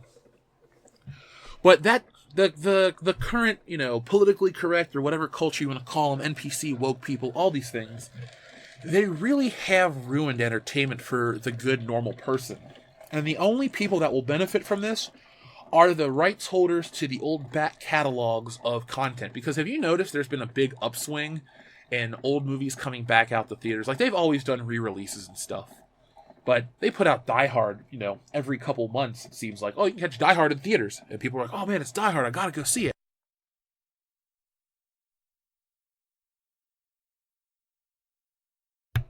Or they'll have, Mask of the Phantasm for an anniversary or this or that. It's funny how, as technology moves forward, as all kinds of things move forward, we progress so far into the future. It's the old entertainment that we long for, not out of a sense of nostalgia always, but because of a sense of quality. Money and quality were the driving factors 10, 15, 20 years ago. Let's go back even 25 years ago. Up until, I'd say, up until around like post-Dark Knight, everything, for the most part, was either to make a lot of money or because they wanted to, be the best of something. Spider-Man 2 wanted to be the best Spider-Man movie. Dark Knight, best movie with a superhero. You know what I'm saying? Like, all those things were driving factors. Batman the Animated Series strived to be the definitive version that people staked their pride in. Now it's about, I want to tell my story under a new lens. I don't care about your story, writer person. You're not that goddamn interesting. You're kind of whiny. All you want to do is bitch about your coffee and your fucking dog or something. That is not what belongs in these shows that are meant to inspire people, that transcend time and become these timeless things, because the culture is always changing. When you create something that removes itself from said time period of ideology or politics or anything like that, well, then you create something truly great. And I always jump back to Batman the Animated Series, but it is the best cartoon ever made. And that's not even nostalgia talk. And I've been watching the Blu-ray thanks to our buddy Stephen Morgan out of the UK. And my God, it looks great. And that show was structured so incredibly well. I just don't know why they don't do more shows like that. What is the impetus? Because they don't make toy lines for all of these figures or these shows that are out today. And if they do, like, some of them are more expensive. There's Rick and Morty toys, there's this and that. Why not do a show to the caliber of Batman the Animated Series? Why not do a show to the caliber of all of these things? It's not that hard. There are countless people out there that want to make good quality entertainment. The only positive thing I can say about all this is it causes people like me, like all of you out there, to either find entertainment that suits your fancy, or, like me, to make it to suit people's fancy. Weird way of saying it, but that's how I chose to say it. That is the only positive I can say out of all these things. I have seen the toys that made us. I actually was trying to get on the show, but I got real busy with Stealing Soul, and I didn't get to send in my thing. I wanted to be on the Power Ranger episode, because I have a huge Power Ranger. Let's be honest, I don't have a huge Power Ranger collection, but I have really great stories on how I acquired the toys. And if you guys ever had moments in your life where it's like, you remember certain parts, but you don't remember others, like being a little kid. Like, oh, you can remember, your birthday party, or this, or, falling down at school. But then you don't remember all the days that, whatever. I have one of those memories where I can remember just, like, a lot of shit in my life. And with the Power Ranger stuff, I remember distinctly you could show me a Power Ranger toy, I could tell you when and where I got it. And I'm not exaggerating. Like, you name a single thing, like, I don't know, White Ranger. Okay, 6th birthday, 1994. At my old house. I remember opening up the box. Boom. So, The Toys That Made Us was a great show. I've watched the only episodes I don't watch by myself are the Hello Kitty and Barbie ones, because that's shit my mom likes, so I watched those with her, and she got all excited, because my mom's name is Barbara, as we've said on the channel, and she was born the same year that the Barbie doll came out, so she grew up with those dolls, and that is her shit. She used to collect them. It's weird. A lot of the stuff I'm into, my mom was into, but it was really rare for a woman to get into it. Like, so she collected dolls and liked comics and shit like that. She watched Batman. Like, when Adam West died, she's like, oh, that was my Batman. Like, she is one of the few moms out there that goes, this is my version of something, or the Incredible Hulk, or something like that. She liked those shows, and that's where I get a lot of my stuff from. People say, oh, I inherited this from my dad, or this, that, and the other. Like, my dad was a sports guy who liked movies and stuff. Like I said, he died when I was 6 weeks old, so I never got to know him, but it's weird how many traits I inherited from a person I never actually knew. But a lot of the stuff I'm into does come from my mom. Yes, I developed my own taste for a lot of things, but it is bizarre and funny how, generational things are passed down generationally. It's not always the traditional father to son role. Yes, Stoic Lion, I do have that book. You mean Batman Illustrated? It's right here on my shelf. That was a book that I was searching for really, really hard. And then it was like $90 on Amazon for a minute. And then I found it at the Half Price Bookstore for $12. And I bought it. And it's one of the best books I own. It's right next to my WWE Unscripted book and my Encyclopedia of Rock. I don't know why I own that Encyclopedia of Rock, but I do. Let's see. Cesare Japan, thank you. By the way, my mom can never be on this show because she works early in the day. So she's like, oh, maybe one day I'll join up on your show. Yeah, maybe one day she will. If I'm ever out and I'm doing some live stream and she's there, she'll say hi. But she works Monday through Friday, so she'll always miss Good Morning Pop Culture. When we hit 100,000 subscribers, I'll have my mom. I'll film her. We'll do a 100,000 subscriber special with the guys, obviously, but I'll have my mom pop in and say, hey, everybody, because she's really excited about all this. She's like, I'm so proud of you, this, that, and the other. I'm like, thanks, Mom. It's nice to hear. It is nice to hear, though. My mom's cool. She's got nothing but faith in me. So, that's why sometimes when people are dicks on the internet and stuff, I really don't care. I just keep pushing forward because I got good, positive motivation behind me. Cesare Japan, thank you very much. The irony now is more mature stuff is uncensored on the Nintendo Switch than PlayStation. The latest Dead or Alive Extreme is better on Switch. I haven't played a Dead or Alive game, Cesare Japan, since Dead or Alive 3 on the Xbox 360. Whichever the first one was, that was like super cheap back in 2007. I got, that was the last Dead or Alive. That was the only Dead or Alive game I played. But yeah, Dead or Alive was an okay fighting game. It was all about the booby physics, the chicken wings, the booby tassels, all that stuff. I don't think a little TNA is bad. Both ways, for ladies or guys. If you're in whatever you're into, as long as nobody gets hurt, enjoy yourself. That's all I can say. So Dead or Alive, who gets hurt, who gets marginalized? They're pixels. Are we at a point where we're offended by dots on a computer screen? Yes, we are.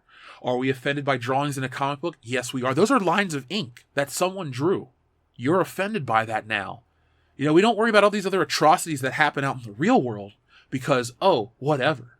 But fake fictional shit, people get all up in arms because you're fucking doing nothing with your life. Like these people that, the boobs jiggle in a game, I can't watch that. Well, you know what? I don't care if the boobs jiggle. Boobs jiggle in real life. It's all about realism. Yeah, the body types are crazy, but you know what? Nobody in real life is built like half of these comic book characters. And you know what? That's not really a problem. No guy goes, man, I can't watch Thor. He's got a six-pack and I don't. Well, as a guy like me, I just say, time to get to the gym. That's all I say. I don't get bothered by these things. It's these really low-T, ineffectual men that want to champion these causes. We should worry about the breast physics. Buddy, if you had a set, you'd be like the rest of us going, oh yeah, cool, whatever. No one in real life is built like He-Man. No. Well, that doesn't mean people can't like him. I just don't get how you can be so insecure about a fictional character. I don't mean to preach, but they're a drawing. They don't exist. He-Man doesn't have the power in real life because there is no power. Look at Dolph Lundgren. Dolph Lundgren was in great shape. Still in better shape than most of us listening to this show. And the guy talking right now. But the people that just can't handle the fictional characters, your lives are a mess. Don't watch it is all you gotta do. Oh, the body types are unrealistic. So what? Every body type is unrealistic to some people. Somebody could bitch about that and somebody could look at you and say, your body type's unrealistic. How can somebody be so thin? I look at somebody like that, I'm like, man, eat something. There are guys bigger than He-Man. That's true, but that's very rare. Let's see.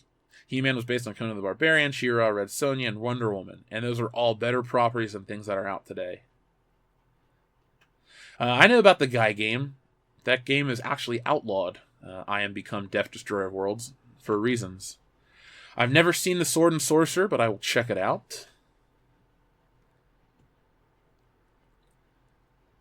Let's see. I'm built like He-Man. I even have a page boy haircut. But I'm built like the toy squatting. Yeah, Arnold back in the day looked like He-Man. Arnold Schwarzenegger was the man. He is, just to get serious for a moment, Arnold Schwarzenegger is like the American dream epitomized. Come to America from a foreign country, you work hard. Hell, before he was a movie star, he was a millionaire because he had invested in properties, like real estate properties in California, and was Mr. Universe and all of these things. And then he started making movies, and then he became a mega star. So I think I can say this from firsthand experience. The harder you work at something, the better you'll get overall. So Arnold Schwarzenegger worked at his physique and this and that, but he always worked on his mind. You may think, Arnold Schwarzenegger's not that smart. but he kind of is. He's mastered, multiple languages. I haven't. I got A's in German in high school and college, but that's about it. I didn't stick with it. I couldn't speak German unless it's like, Mein Frau hat ein Auto für mich or something, or Mein Büro hat ein Auto für mich or something like that. My woman or my office has a car for me. Just some basic shit like that. But man, he did it.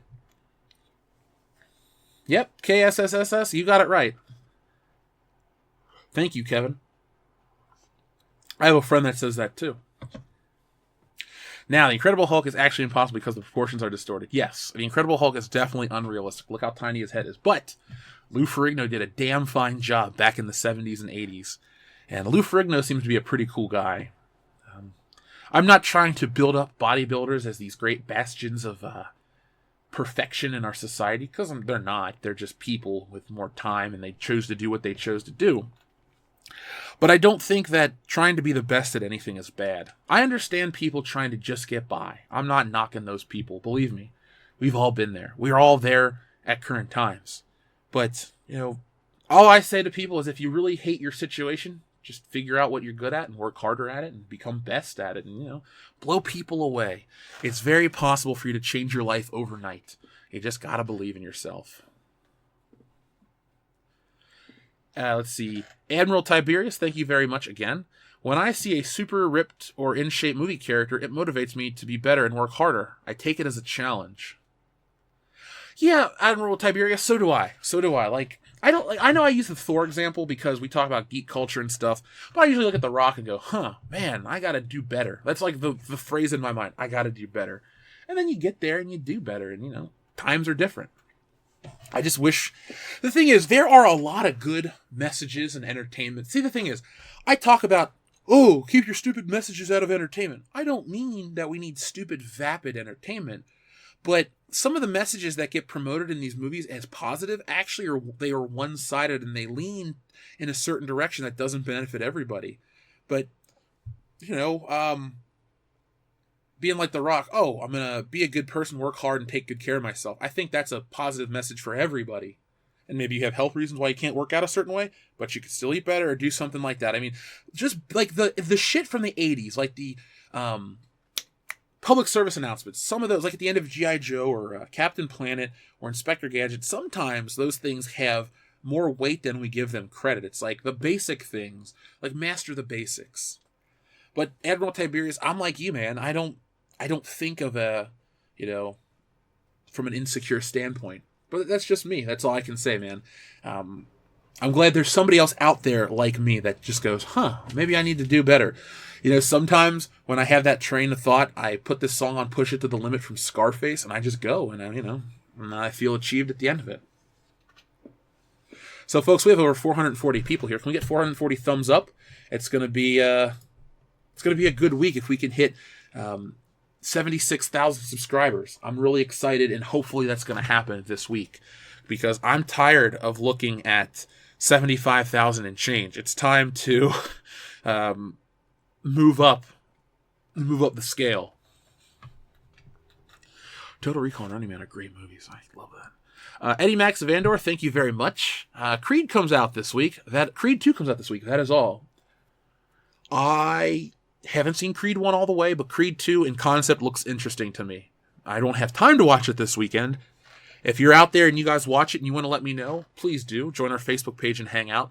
But Eddie Max Vandor, it's funny that you're here because I was thinking about you over the weekend because I was out filming some stuff and I saw a Cassian Andor figure and I almost said Eddie Max Vandor figure, but I caught myself. So just to let you guys know, I know you come and watch the show and you're like, oh man, we love watching the show and hanging out. It's a lot of fun. You all impact me too because sometimes if your names have a word that's similar or in something else, I'll think of your name because I read you guys' messages every day. So Eddie Max Vandor, there you go. You have seeped over into my personal life. Congratulations.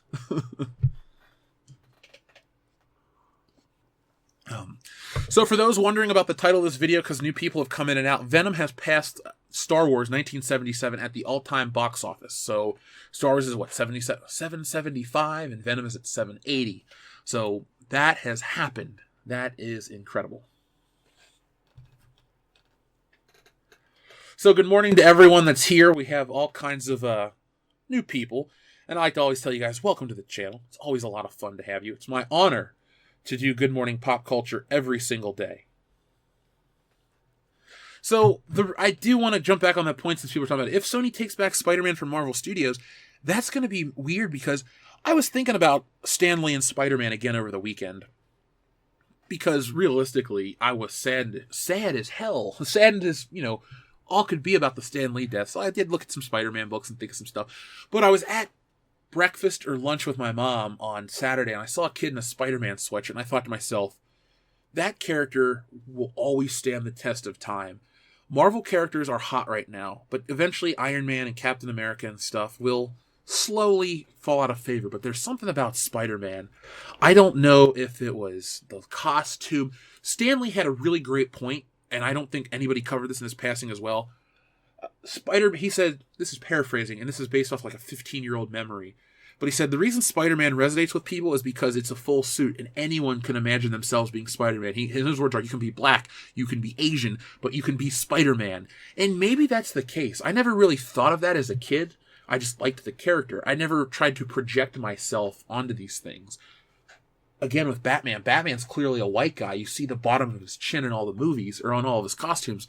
But that thing with Stan Lee really, really did hit me back then, and I'm still remembering it 15 years later. And maybe that's the case. Maybe that's the beauty of the character. Maybe that's why Iron Man works to a degree, too, because you can imagine yourself in the suit. You can be whatever. But I think Spider-Man resonates with people more because he's an everyday Joe.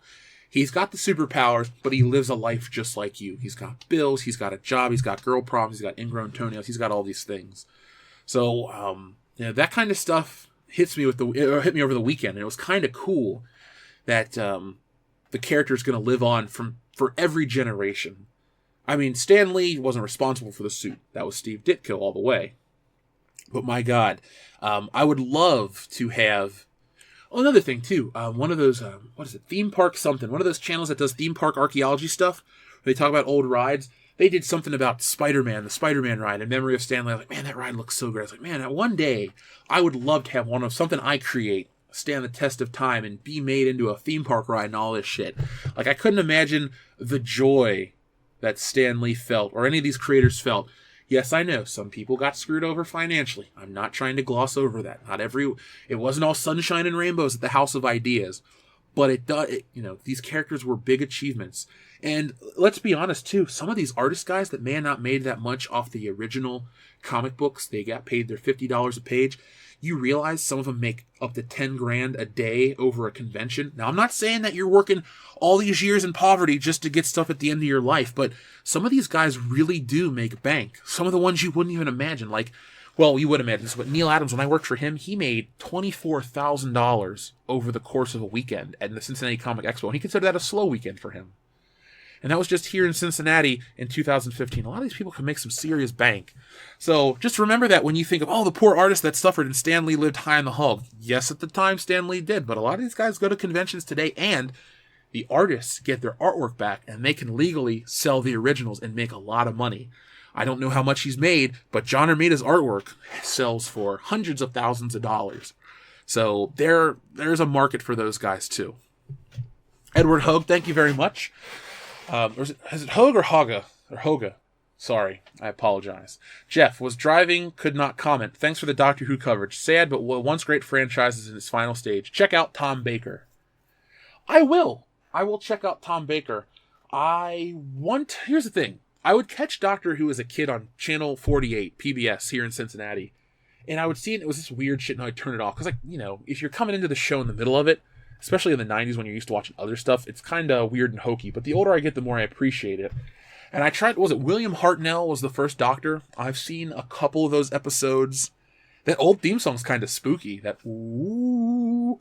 And I think a woman created that theme song. I could be wrong, but it was one of the first songs to use electronic sampling or something.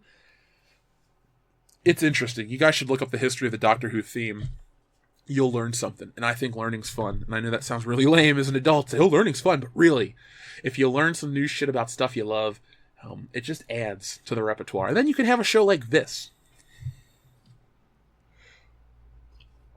Chapter Master Dante, welcome back to the channel. Jeff, unless you count for inflation, box office numbers always favor new movies. Oh, I know that. I was actually, when we were doing the box office numbers, I was trying to find the inflation button. But I couldn't because it just says, let's see. Okay, all-time domestic. Well, here, let's go back. Let's look at all-time worldwide adjusted for inflation since you brought that point, because I wanted to make that point. Let's see, all-time domestic. This is related charts, all-time worldwide openings. Let's see. No? I was just trying, because here's, the domestic is adjusted for inflation. I guess, if we do adjusted for inflation for domestic, which you can do for the United States dollar, I guess when you try to do worldwide adjusted, and you get all these other, dollar amounts, number one's Gone with the Wind. Number two is Star Wars. There's not another Star Wars film until number 11, which is The Force Awakens, and then Empire Strikes Back. So if we're going for inflation adjustment, Gone with the Wind, Star Wars, Sound of Music, E.T., Titanic, 10 Commandments, Jaws, Dr. Zhivago, The Exorcist, Snow White, and the Seven Dwarfs. Those are the top 10 films of all time, domestically adjusted for inflation. So Star Wars pulled in $1.6 billion adjusted for inflation in the United States alone. Hell, Raiders of the Lost Ark made the top 21. Oh, I love that movie. Return of the Jedi. The original Star Wars trilogy is all top 20.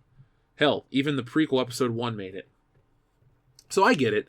But I was just going by, what the numbers are. Those are real.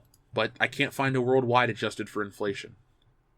But thank you, Chapter Master Dante. You're right. You are 100% right on that.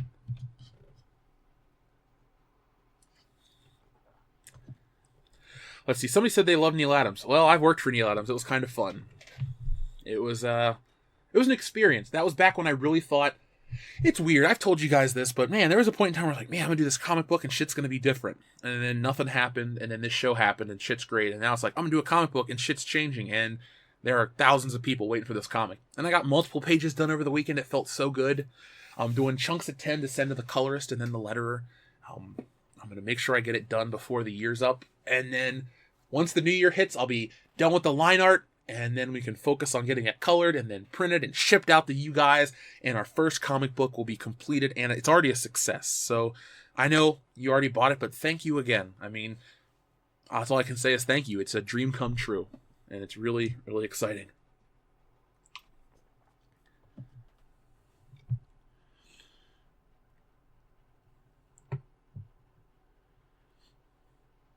So Jeff got my name right in the first attempt. Long O silently Hogue. Okay. The only reason I said that is because I had a German teacher who spelled his name differently, but I assumed it was like the same way. So thank my German teacher, Herr Hogue. Dangerous 2099, you get it. The comic book takes forever.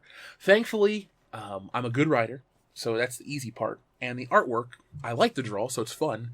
And then once I'm done with the line work, oh, thank God. I used to hate thinking, oh my God, now I got to color it or tone it or do this or do that. And that's where it would take so much extra time. You send it off to somebody that's better at something than you are and you can afford to pay them. That's the beauty of America. You can just do your part, send out the rest, and then it comes back done, and then you ship it out to the world. That's how I'll always do that. Plus, I have friends that want to do comics, and they're the guys that I'll get to do the lettering or this or that, because it's, they're good at it, and it saves me time, gives them a credit for their name, gives them money, and everything works out positively. Yeah, Barbarella Alpha, I have seen Caveman starring Ringo Starr. Not good.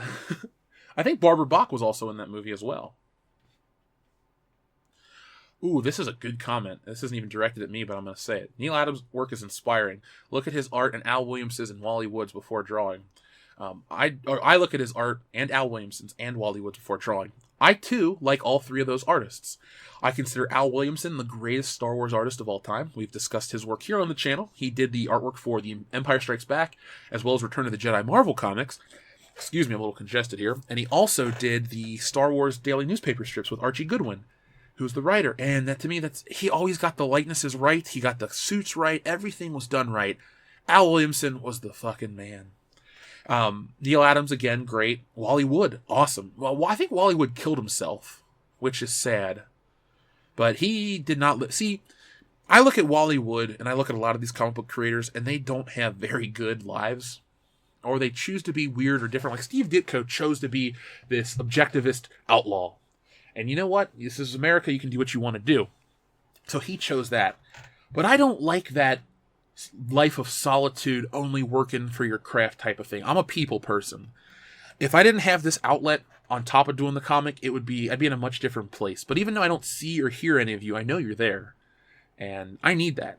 And so I don't like to think of Wally Wood's outcome, but his work was fantastic. Like his work at Mad Magazine was good. I almost picked up a book about that this week. But his black and white sci-fi work, it was so ahead of its time. He was a better artist than anybody working today.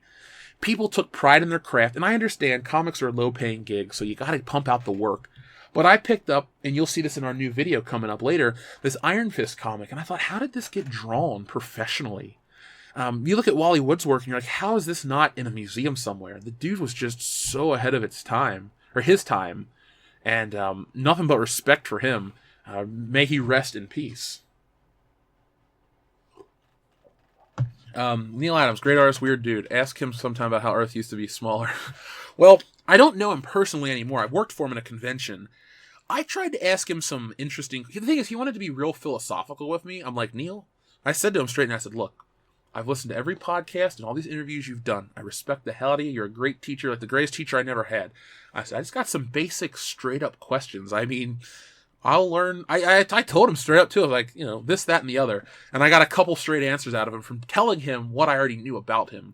And him and his wife, they pay incredibly well. They pay like $15 an hour to work at a convention, and it was worth it. It was worth the money. It was back at the time when I needed the cash, and it really helped. Matthew Gaudet, excuse me if I butchered that. Al Williamson is my favorite Star Wars artist. Mine too. Applaud you. Wally Wood lost his sight. Oh, okay. I didn't know that. But he did draw great looking women. Dr. Coffinails, again, not only are you kicking ass earlier in the show, helping out our friend Lauren, great comments today. I do like the Wally Wood women. I have... Wally Wood has a thing called 22 panels to help you create a comic book, and I have that multiple places. It's a very great tool for anyone who wants to create comic books. Check it out. It really helps break up the monotony of talking. Because I know the first, pages 2 through 7 of Stealing Solo are the build-up for the story of me. See, the thing is, I'm in the first 7 pages, and then I'm gone for a while. Our good buddy, the pilot Captain Solo, appears on page 9. And that's when it starts to pick up. But the beginning is the setup of the story, and you have to understand why I'm upset. So I had to draw me... talking, and the other guy's talking to me, and I had to make it interesting, and so you had to, camera here, camera there, to try to change it up. And I did it, but I used Wally Wood's tools to help me get there. It's funny, the old way, and many times the old ways are the best ways. If somebody were to say, hey Jeff, who do you think would be a good inspiration to teach me how to draw? I'd say, get yourself some books, but don't really, don't try to draw the anime manga way. Let me rephrase that. These new Americanized cartoons, they're made simple because they are, meant to be reproduced quickly. I'm not saying you gotta spend 20 hours on a page, but some of these people just have a better grasp of storytelling. It's all about storytelling. It's not even necessarily artwork. It's storytelling. If you can tell a story without the words, you've done your job. So that is my piece of advice. I think they did pick some crappy some PlayStation games for PlayStation Classic. One of my personal favorites did make the list, Siphon Filter. I'm trying to justify to buy it. I don't really want to spend $100, but my mom and I would play Ballerina Toshin because we used to play that back on the original PlayStation. We had a lot of fun. She still remembers it. Rattlesnakes, Aurora Revolution. She'll just start shouting out the lines from the game. She wasn't very good at it, but it was a lot of fun, and we might play that over Christmas. If I find a copy when I'm out on, not Black Friday, but when I'm out in December, I'm going to get that as a house gift for us to share, because we will both sit down in here and play Ballerina Toshin, and she's like, I'll kick your ass. I'm like, no, Mom, you're not.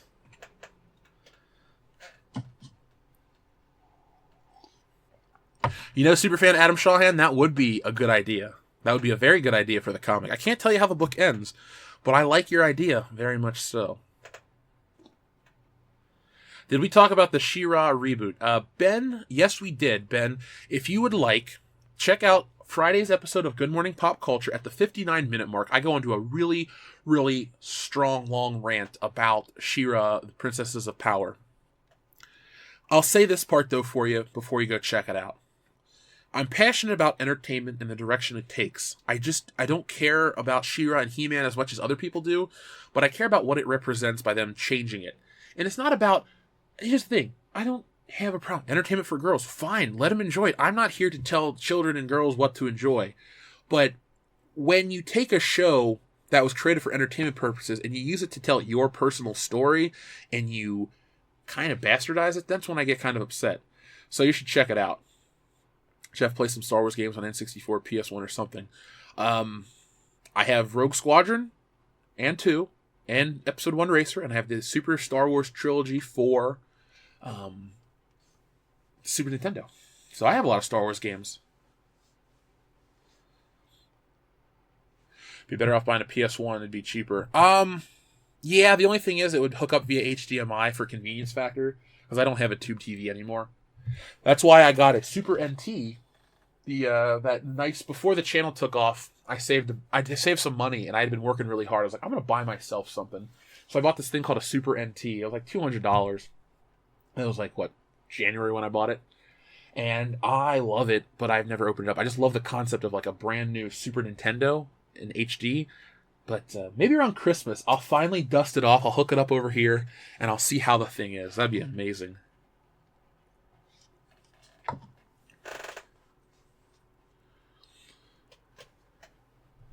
I've never played Star Wars Episode 1. I have played it back in the day. Star Wars Episode 1 for PS1. That was a game so dated. Did I see Mark Hamill in a movie called Corvette Summer, but no one seems to remember that? I've never seen it. Full transparency, I don't consider myself a Mark Hamill fan. I'm a Harrison Ford fan. He's my favorite actor. Mark Hamill, I like Luke Skywalker. I like the Joker. And I like him as a person. But he is not a person that I will go out of my way to watch everything he's in. I liked him in Jay and Silent Bob Strikes Back.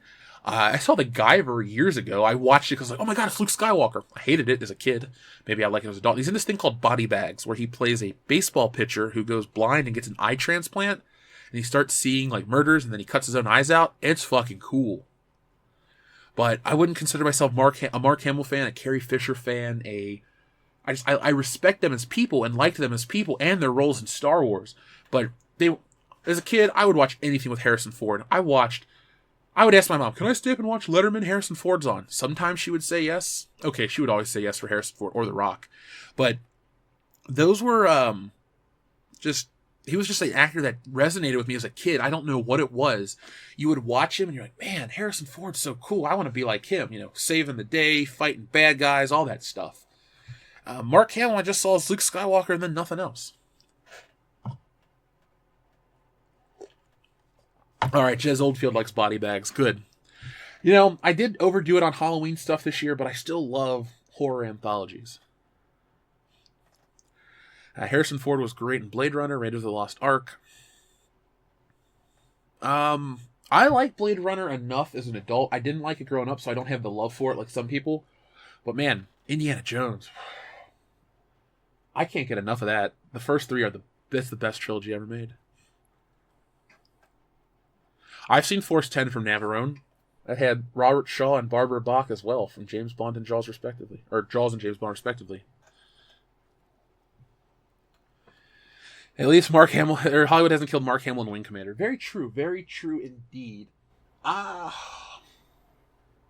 looking over at my Indiana Jones portion of the shelf, and I'm thinking to myself, can we have another hero that's that iconic? Can people remove their identities enough from these things to try and make a hero?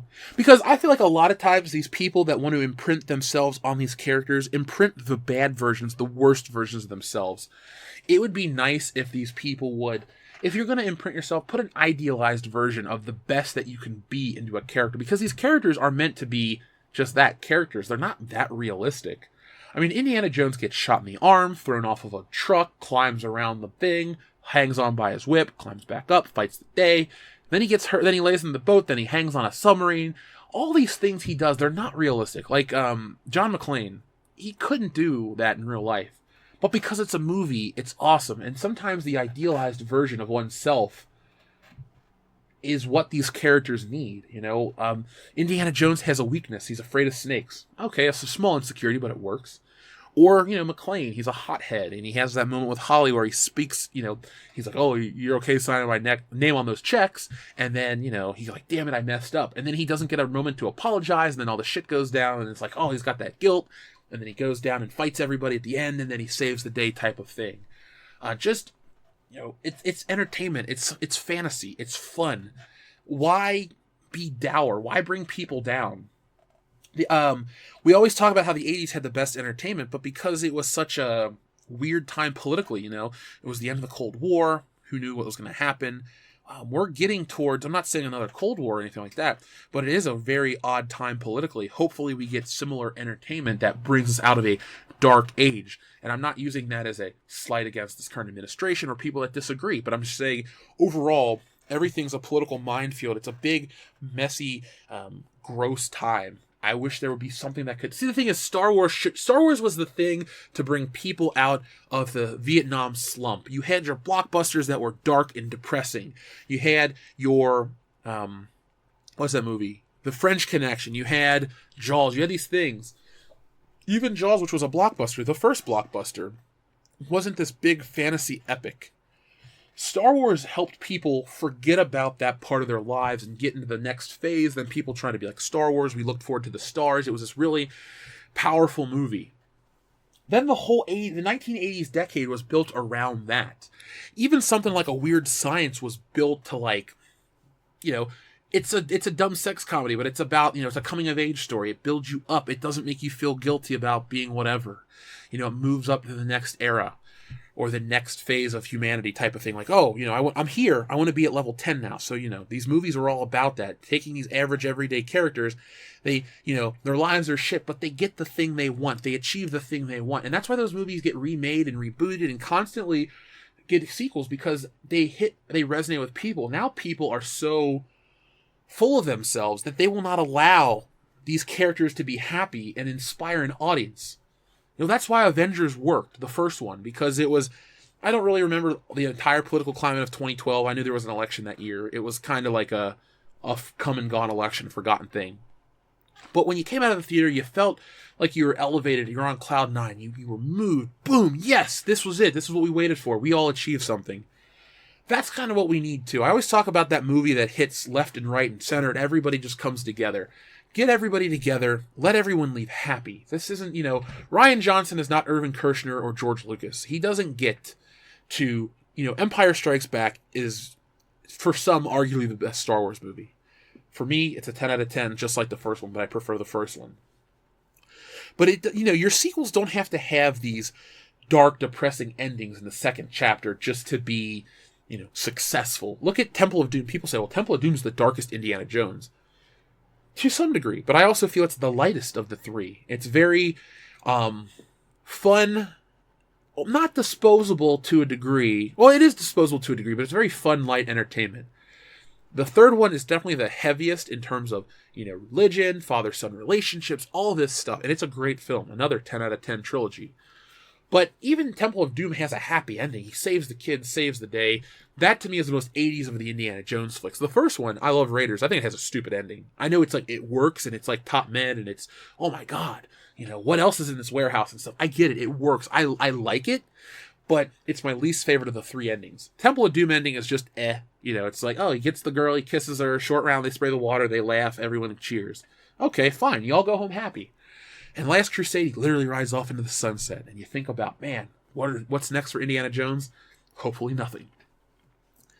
But today's movies, just every piece of entertainment today goes against the grain.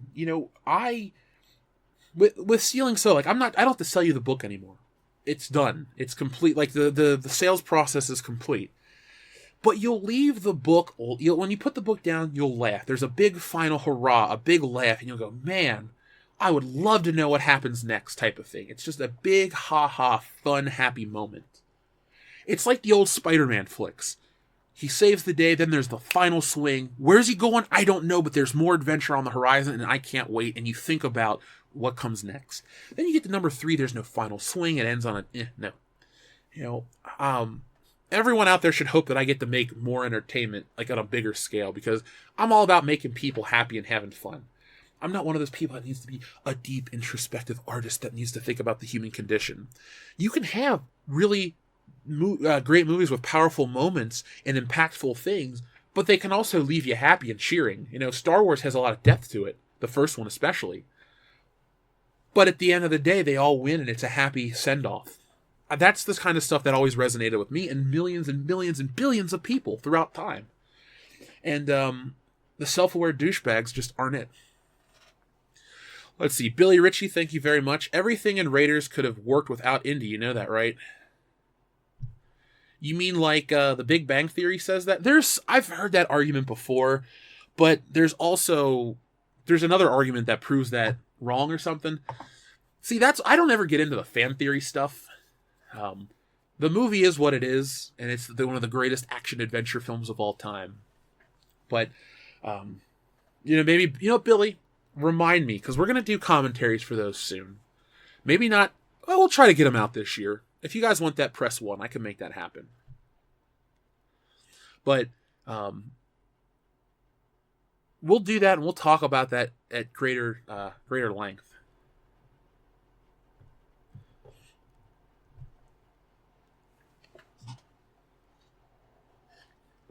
In 1989, Harrison Ford said he was done with Indiana Jones, and everyone said he hated Indiana Jones. It was reported in media, just like they do now with him towards Han Solo. Yeah, but KSSSS, he hated... Look at, dude, every time he hates Star Wars, he always makes fun of it. He'll always go back for more Indiana Jones, but he had to kill off Han Solo. I always looked at it like this. Indiana Jones, Harrison Ford was the star. It was his franchise, his property. He was just one of 3 leads in Star Wars, and he always seemed like a very hands-on, outdoorsy kind of guy. He got to do more with Indiana Jones. In Star Wars, he sat on sets and did, I'm flying the hyperdrive, the Millennium Falcon's damaged. It's not my fault, Chewie, I'm not a committee, all that crap. Love those movies. But I just have always taken into account that he just never wanted, and he wanted to die back in the day. We got to give George Lucas credit, because of some of his ideas, he kept Star Wars alive for more than, 20 years without, 16 years without a movie. And then, realistically, he could have kept Star Wars going forever after the prequels if he would have just kept it as his own thing. Video games could have made billions of dollars, comic books, toys, all these things. But I still firmly believe Harrison Ford hated Indiana Jones, or Star Wars, and Han Solo.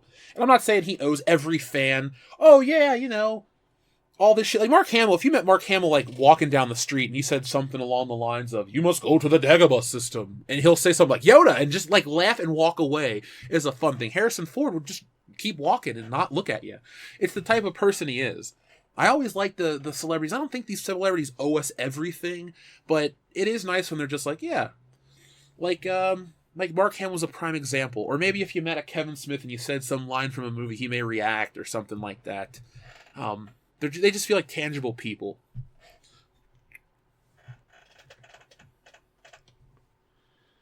Yep, I know how much you got paid for Indiana Jones compared to Star Wars. I get that.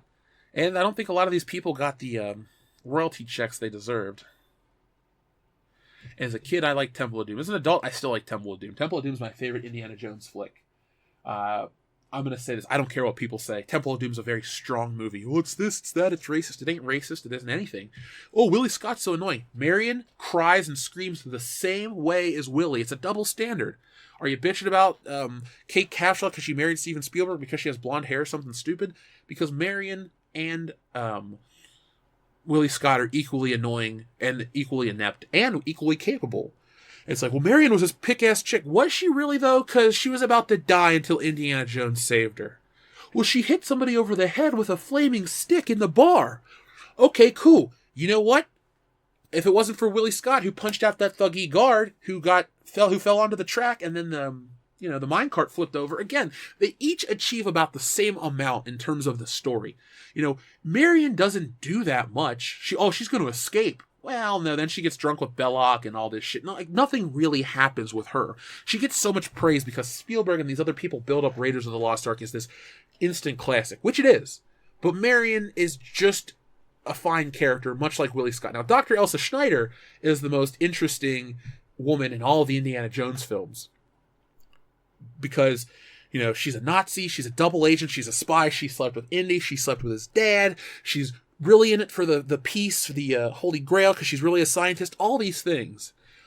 Her character has way more depth, but doesn't get the same praise, because everybody praises Marion for being this tough chick, when she's really not that tough. Or they shit on Willie Scott because she screams a lot. Well, Marion, and she keeps screaming for him in the marketplace. I mean, come on. Let's get that out of the way. Let's be honest with ourselves, folks.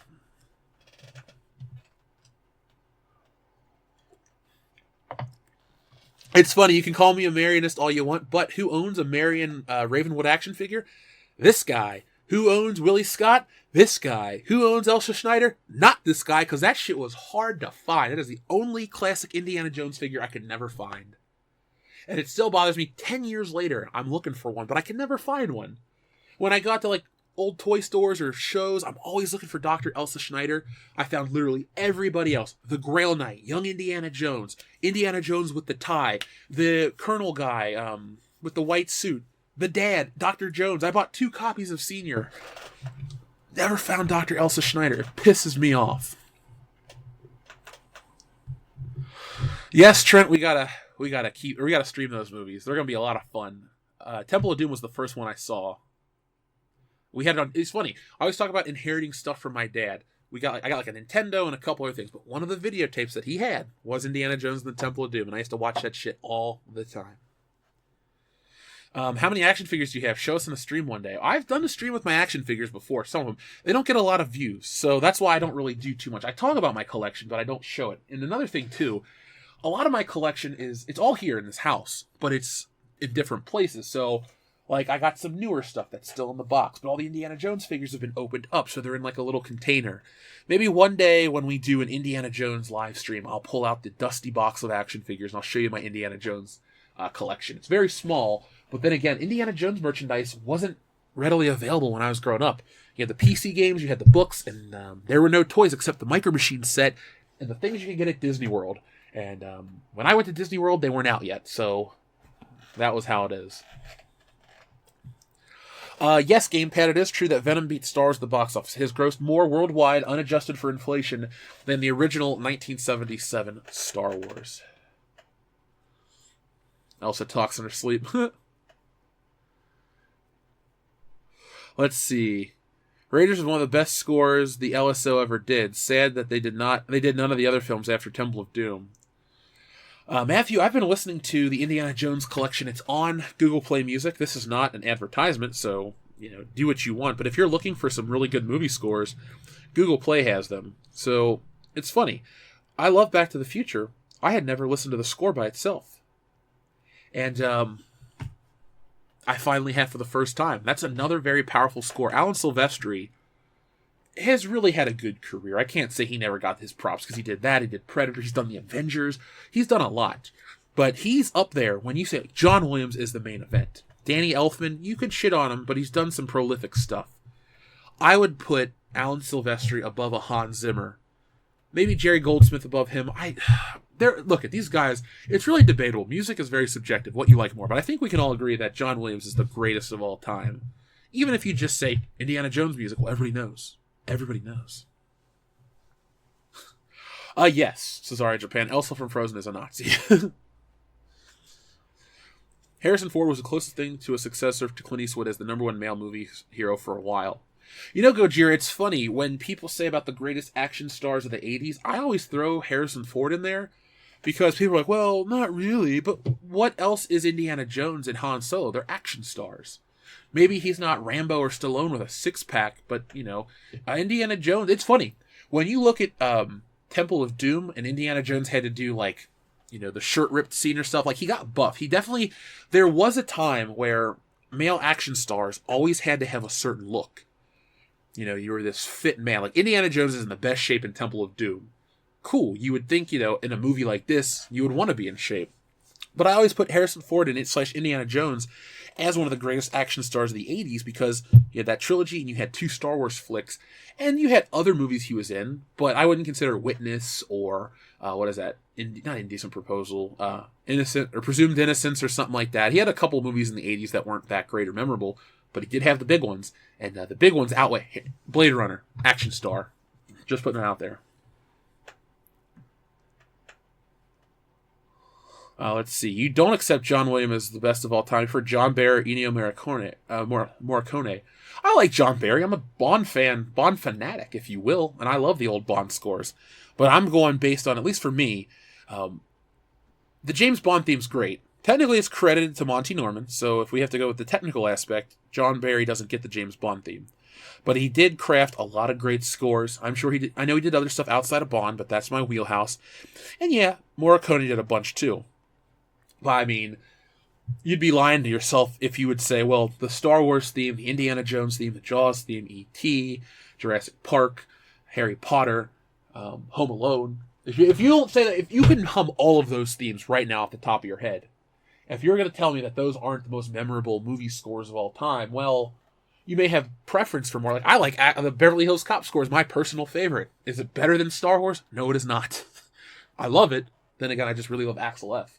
But, oh, by the way, I picked up a new record. They released a new vinyl of Beverly Hills Cop with just the music score and no other songs. I added to my collection. Folks, if you ever want to become a favorite of mine, mail me something from Beverly Hills Cop that I don't own, and I will mail you a hug or a high five. Oh yeah, Superman. Thank you, Superfan Adam Shawhan. I forgot about Superman. That's the best superhero theme. You know, you put that on, you'll stand up a little straighter. Your chest will widen a little bit. You'll just believe in anything. Just putting that out there, man. Superman is the shit. And it's cool too because it's always linked to Christopher Reeve. And there's like those movies aren't the greatest, but there's something about that theme and him and that costume, and it's distilled perfection for Superman. Like Hollywood, man, was firing on all cylinders for a period of time. 77 to 90, maybe. We'll just say 90. Because then stuff does decline in the 90s. I hate to say it. I used to think 90s versions of stuff were good. Only do I think like James Bond survived the 90s positively.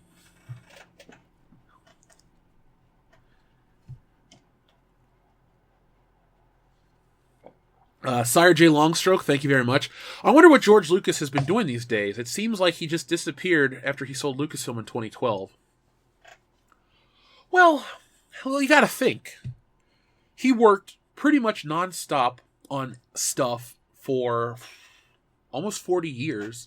So, I mean, your average person probably works, a 40-year career and then retires? Maybe he's retiring. I mean, George Lucas got married.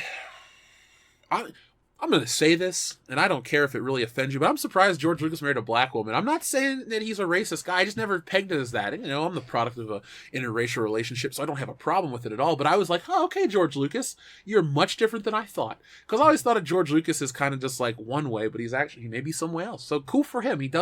Those things don't matter to him. But I was genuinely surprised when I saw that. So, and I think they had a kid. So George Lucas is probably just raising his kid and, living his life, raising his child. He's living the greatest life anybody could possibly have. You created the biggest movie franchise ever, and then you sold it off mistakenly.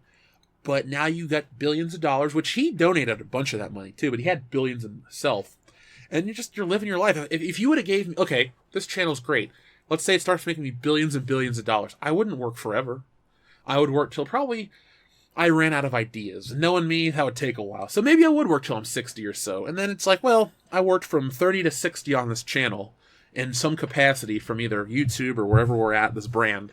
And now I'm going to retire and enjoy my life. So I'm going to guess that's where George Lucas is. But good for him. Let's see. Jeff, Beverly Hills Cop, Star Wars, non-Disney crap, or wrestling. Choose only one. Well, that's hard. Because, see, if it's current wrestling, goodbye. Survivor Series was okay, but it wasn't that great. The first Star Wars movie is one of my favorite movies of all time. That's hard to let go, but so is Beverly Hills Cop. The thing is, too, I only collect Beverly Hills Cop stuff because it's so few and far between, and I can get everything for a reasonable price. Like, I bought a movie program from 1984 for about $7. You know how much a Star Wars movie program goes for? A lot more. Star Wars shit just has a higher sticker value. So I like to collect Beverly Hills Cop stuff because it's really cheap. It's like, oh, I got a Laserdisc for $1 and it's in mint condition. Or I picked up a brand new VHS still in the wrapping for $1, or a Betamax tape for $0.25. Like little things like that. And it really didn't start as a collection that I set out to get. It was, oh, I'm at a vintage store. They got Beverly Hills Cop, the soundtrack, for $0.25, and they got the Betamax tape for 50 cents, parts 1 and 2. I'm going to buy that for $1.25. I got some Beverly Hills Cop stuff. And then it just kind of built and built and built, and now it's an obsession. So, Alpha Mar, that is the reason why I can't give you a straight answer. I guess I would pick Star Wars because there's so much more to it. And I go a lot of times for emotion, and I don't think I was ever happier. Well, Power Rangers era made me happy, but as a child, being a Star Wars fan and being able to watch the movies, play the games, read the books, have the computer games, play with the toys, it was just everywhere. It was all-encompassing. And maybe for kids in the 70s, it was a bigger deal because it was the first merchandise, or the first movie that you could do all that stuff with to that degree. Yeah, you had Planet of the Apes and you had James Bond before that. But nothing was like Star Wars. Nothing still is like Star Wars. And that's why we mourn its death. That's why we have the High Council. That's why we have this channel and these videos the way we do. Because it is the most significant franchise, the most significant property ever. And everyone that at least listens to this show has some sort of connection to it. And that is why we'll fight for it forever.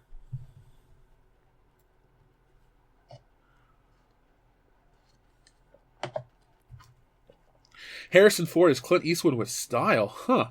I always thought Clint Eastwood had style. The older I get, the more I enjoy Clint Eastwood's movies. It's not that I ever thought they were bad as a child. I just didn't really watch them. But now I watch them and I go, holy shit, Dirty Harry kicks ass. Like, we watched the Deadpool about, I don't know, 2 or 3 weeks ago. And it was like one of those movies I put on because I was going to watch it for 5 minutes. And then I sat there with my mom and we're like, this is cool. I can't wait to see what happens next. And I loved the whole movie. Let's see. Michael Rodriguez, thank you very much. George Lucas is working with JJ on Episode 9 and with Favreau and Filoni on The Mandalorian. Wonder if we'll ever see him at another Star Wars celebration. Oh my god, I would love to meet George Lucas at Star Wars Celebration Chicago. The thing with me is, to meet George Lucas, I think Jeremy would geek out the hardest.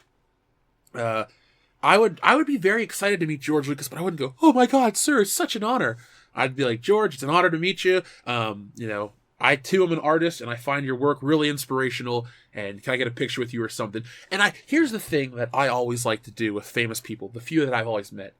I ask them for a piece of advice, and I know this sounds weird, but they made it for some reason they're at the level they are. So, for example, you meet George Lucas. You say, George, as a writer, what do you think the most important thing that I could do to have my stories reach the same audience as yours did?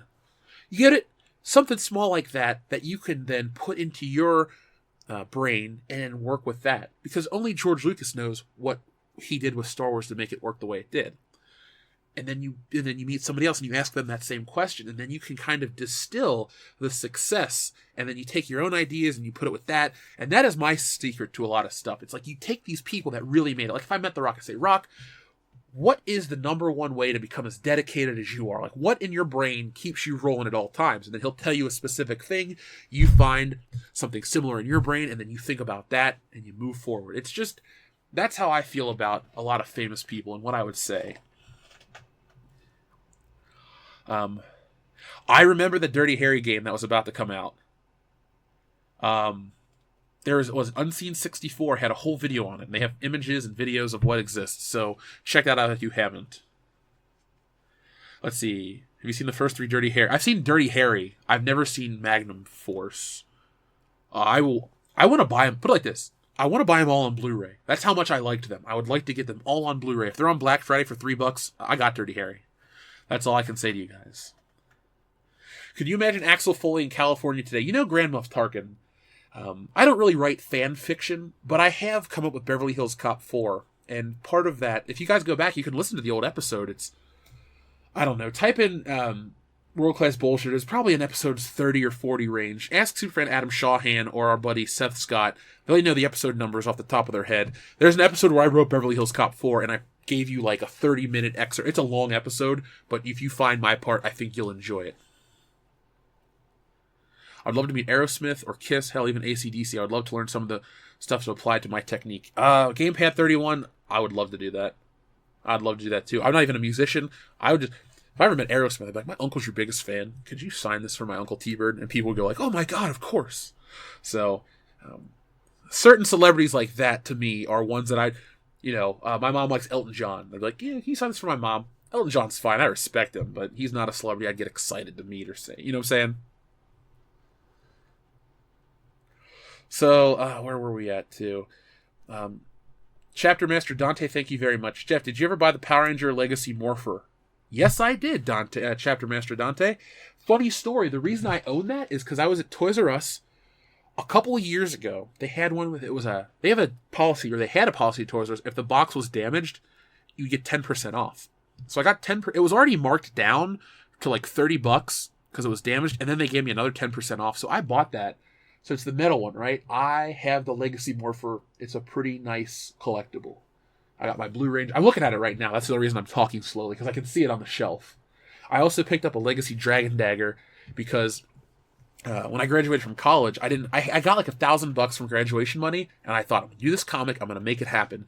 So I was kind of stretching my money, but I needed money. So I went to Toys R Us, and they had these Legacy Dragon Daggers, and I bought and I sold them for a while because they weren't getting distributed evenly across the country. So I bought every one I could find, and then I made my money back. I was making like a $40 profit per Dragon Dagger. So I pretty much doubled my money over the course of a couple weeks, and I was able to live on that for a while. My build the World Class Bullshitters is a lot more interesting than like my daily life.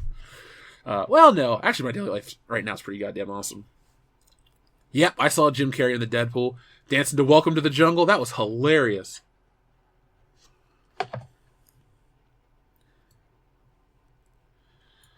Let's see where we're at. Oh, it's almost 10 o'clock. Yeah, I'm becoming Jeremy, the man of 1,001 personalities, Jeff Hicks. Yef Jix.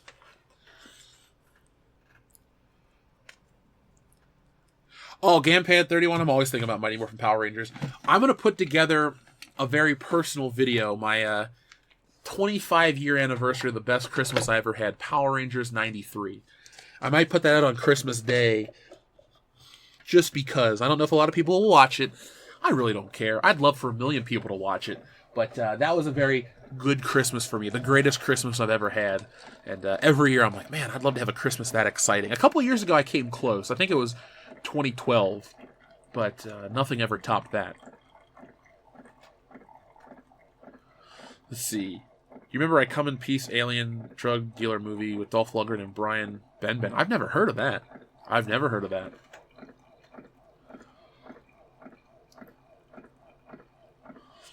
Oh, man. I can't believe this show's already at the end.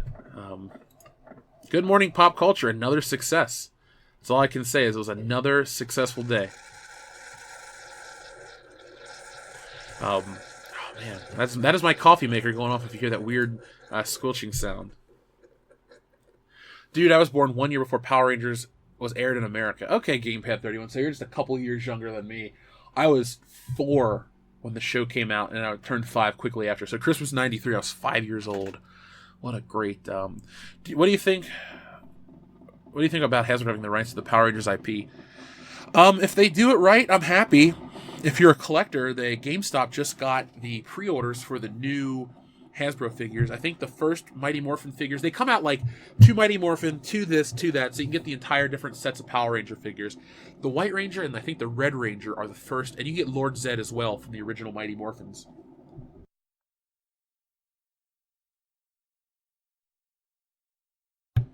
It's going to be interesting to see what they do with it. Are they going to do movies like Transformers? I don't know. I'm not really... I look at Power Rangers as a great time in my childhood, but I'm so over it as an adult. Jeff, you got to play the Millennial Monopoly game. Not only am I going to be playing it, I actually made plans. We're going to do a live stream of it soon, so be on the lookout. I could give you the exact date now, but I don't want to. I just want to let you guys know that it's coming. Believe me, I pay close attention to what you guys request on the Patreon and the Facebook page and stuff like that. And I always want to give you guys new awesome content to watch. So be prepared for this afternoon, in an hour or so, because the next video from World Class Bullshitters is done. I did it. I completed it. It's done. It's another video that you can't miss. It's not me talking about Star Wars at all. It's actually something really important right now. And guess what? It's a full video that you get to watch the entire time. No articles, no nothing, just straight video content. So you can shut your minds off for 15 minutes and enjoy the video that I made for you, because I had a hell of a time making it. It's funny, the more I go out into the field to film stuff, the more I want to get like real artistic with it and stuff. This one, there's a couple really good jokes, and our buddy Bill Maher pops up in it. It's kind of funny. I wasn't going to make anything about Bill Maher, and then boom, there he was. So if you want a nice Bill Maher joke, the only time Bill Maher will ever make you laugh is in this video that I'm about to put out. So, Jeff, watch I come in peace. I will bring you 10 subs from my friends if you don't enjoy it. Deal? I'll give it a shot, Kung Fu. You gotta understand something, guys. I'm always open to watch a movie that I've never seen. If anything, I look for that all the time. There was about a month when I was watching a new movie every week that I'd never seen. That's where Magnum Force came in. And then for a while, I was trying to listen to albums I had never heard before either, but that became too cumbersome trying to listen to an album and do a comic, because sometimes I need to focus. And the sound of someone's voice in a podcast is a lot easier for me to draw and listen to than music, because sometimes I want to just, get into the music, and I can't handle that. So, Dr. Coffin Nails, gladly, I will give him a kick in the ass just for you. So, folks, I think it is time to close this out. Now, I should be back tomorrow. I will be back tomorrow. We'll figure something else out to talk about, because I know that Good Morning Pop Culture has become a part of everybody's morning routine, a part of my morning routine. Shit. On days where I don't have the show, it feels a little weird having a morning to be quiet. But I can't complain. You guys make this possible, and as always, thank you very much. I wouldn't change anything. I wouldn't trade it for anything. So I'm going to go get this new video uploaded, and then I'm going to get back to work on this comic book. Like I said, I got multiple pages done this weekend. The only thing that sucks working digitally is my program crashed, and I had an inked figure, like a face, and it crashed, and I have to re-ink it. But that's okay. Inking with the tools that are on this program really help out. And I'm really, really happy and excited with the way this book is looking. It's looking nice and slick, which is what I want to go for. So I will be back. You guys will get that book. Like I said, it ships from here in February, just like I always told you guys. So be on the lookout for that. So guys, it is time to close this out. Remember, folks, the High Council is this coming Tuesday, tomorrow, on Ethan Van Sciver's channel. So make sure you guys are subscribed there, as well as subscribe to World Class Bullshitters, because we put out content all the time. And also check out Jeremy, because he's a hell of a guy, and he definitely deserves everyone's support, because he works super hard at this. It's funny, if you look, Jeremy and I have a lot of similarities. You look at our lives, where we were before the channels, and you look at where we are now, and it's very interesting to see how we have different lives, but we agree on so many things, and how we came together is truly amazing in terms of the channels and entertainment and stuff. So give him a subscribe as well.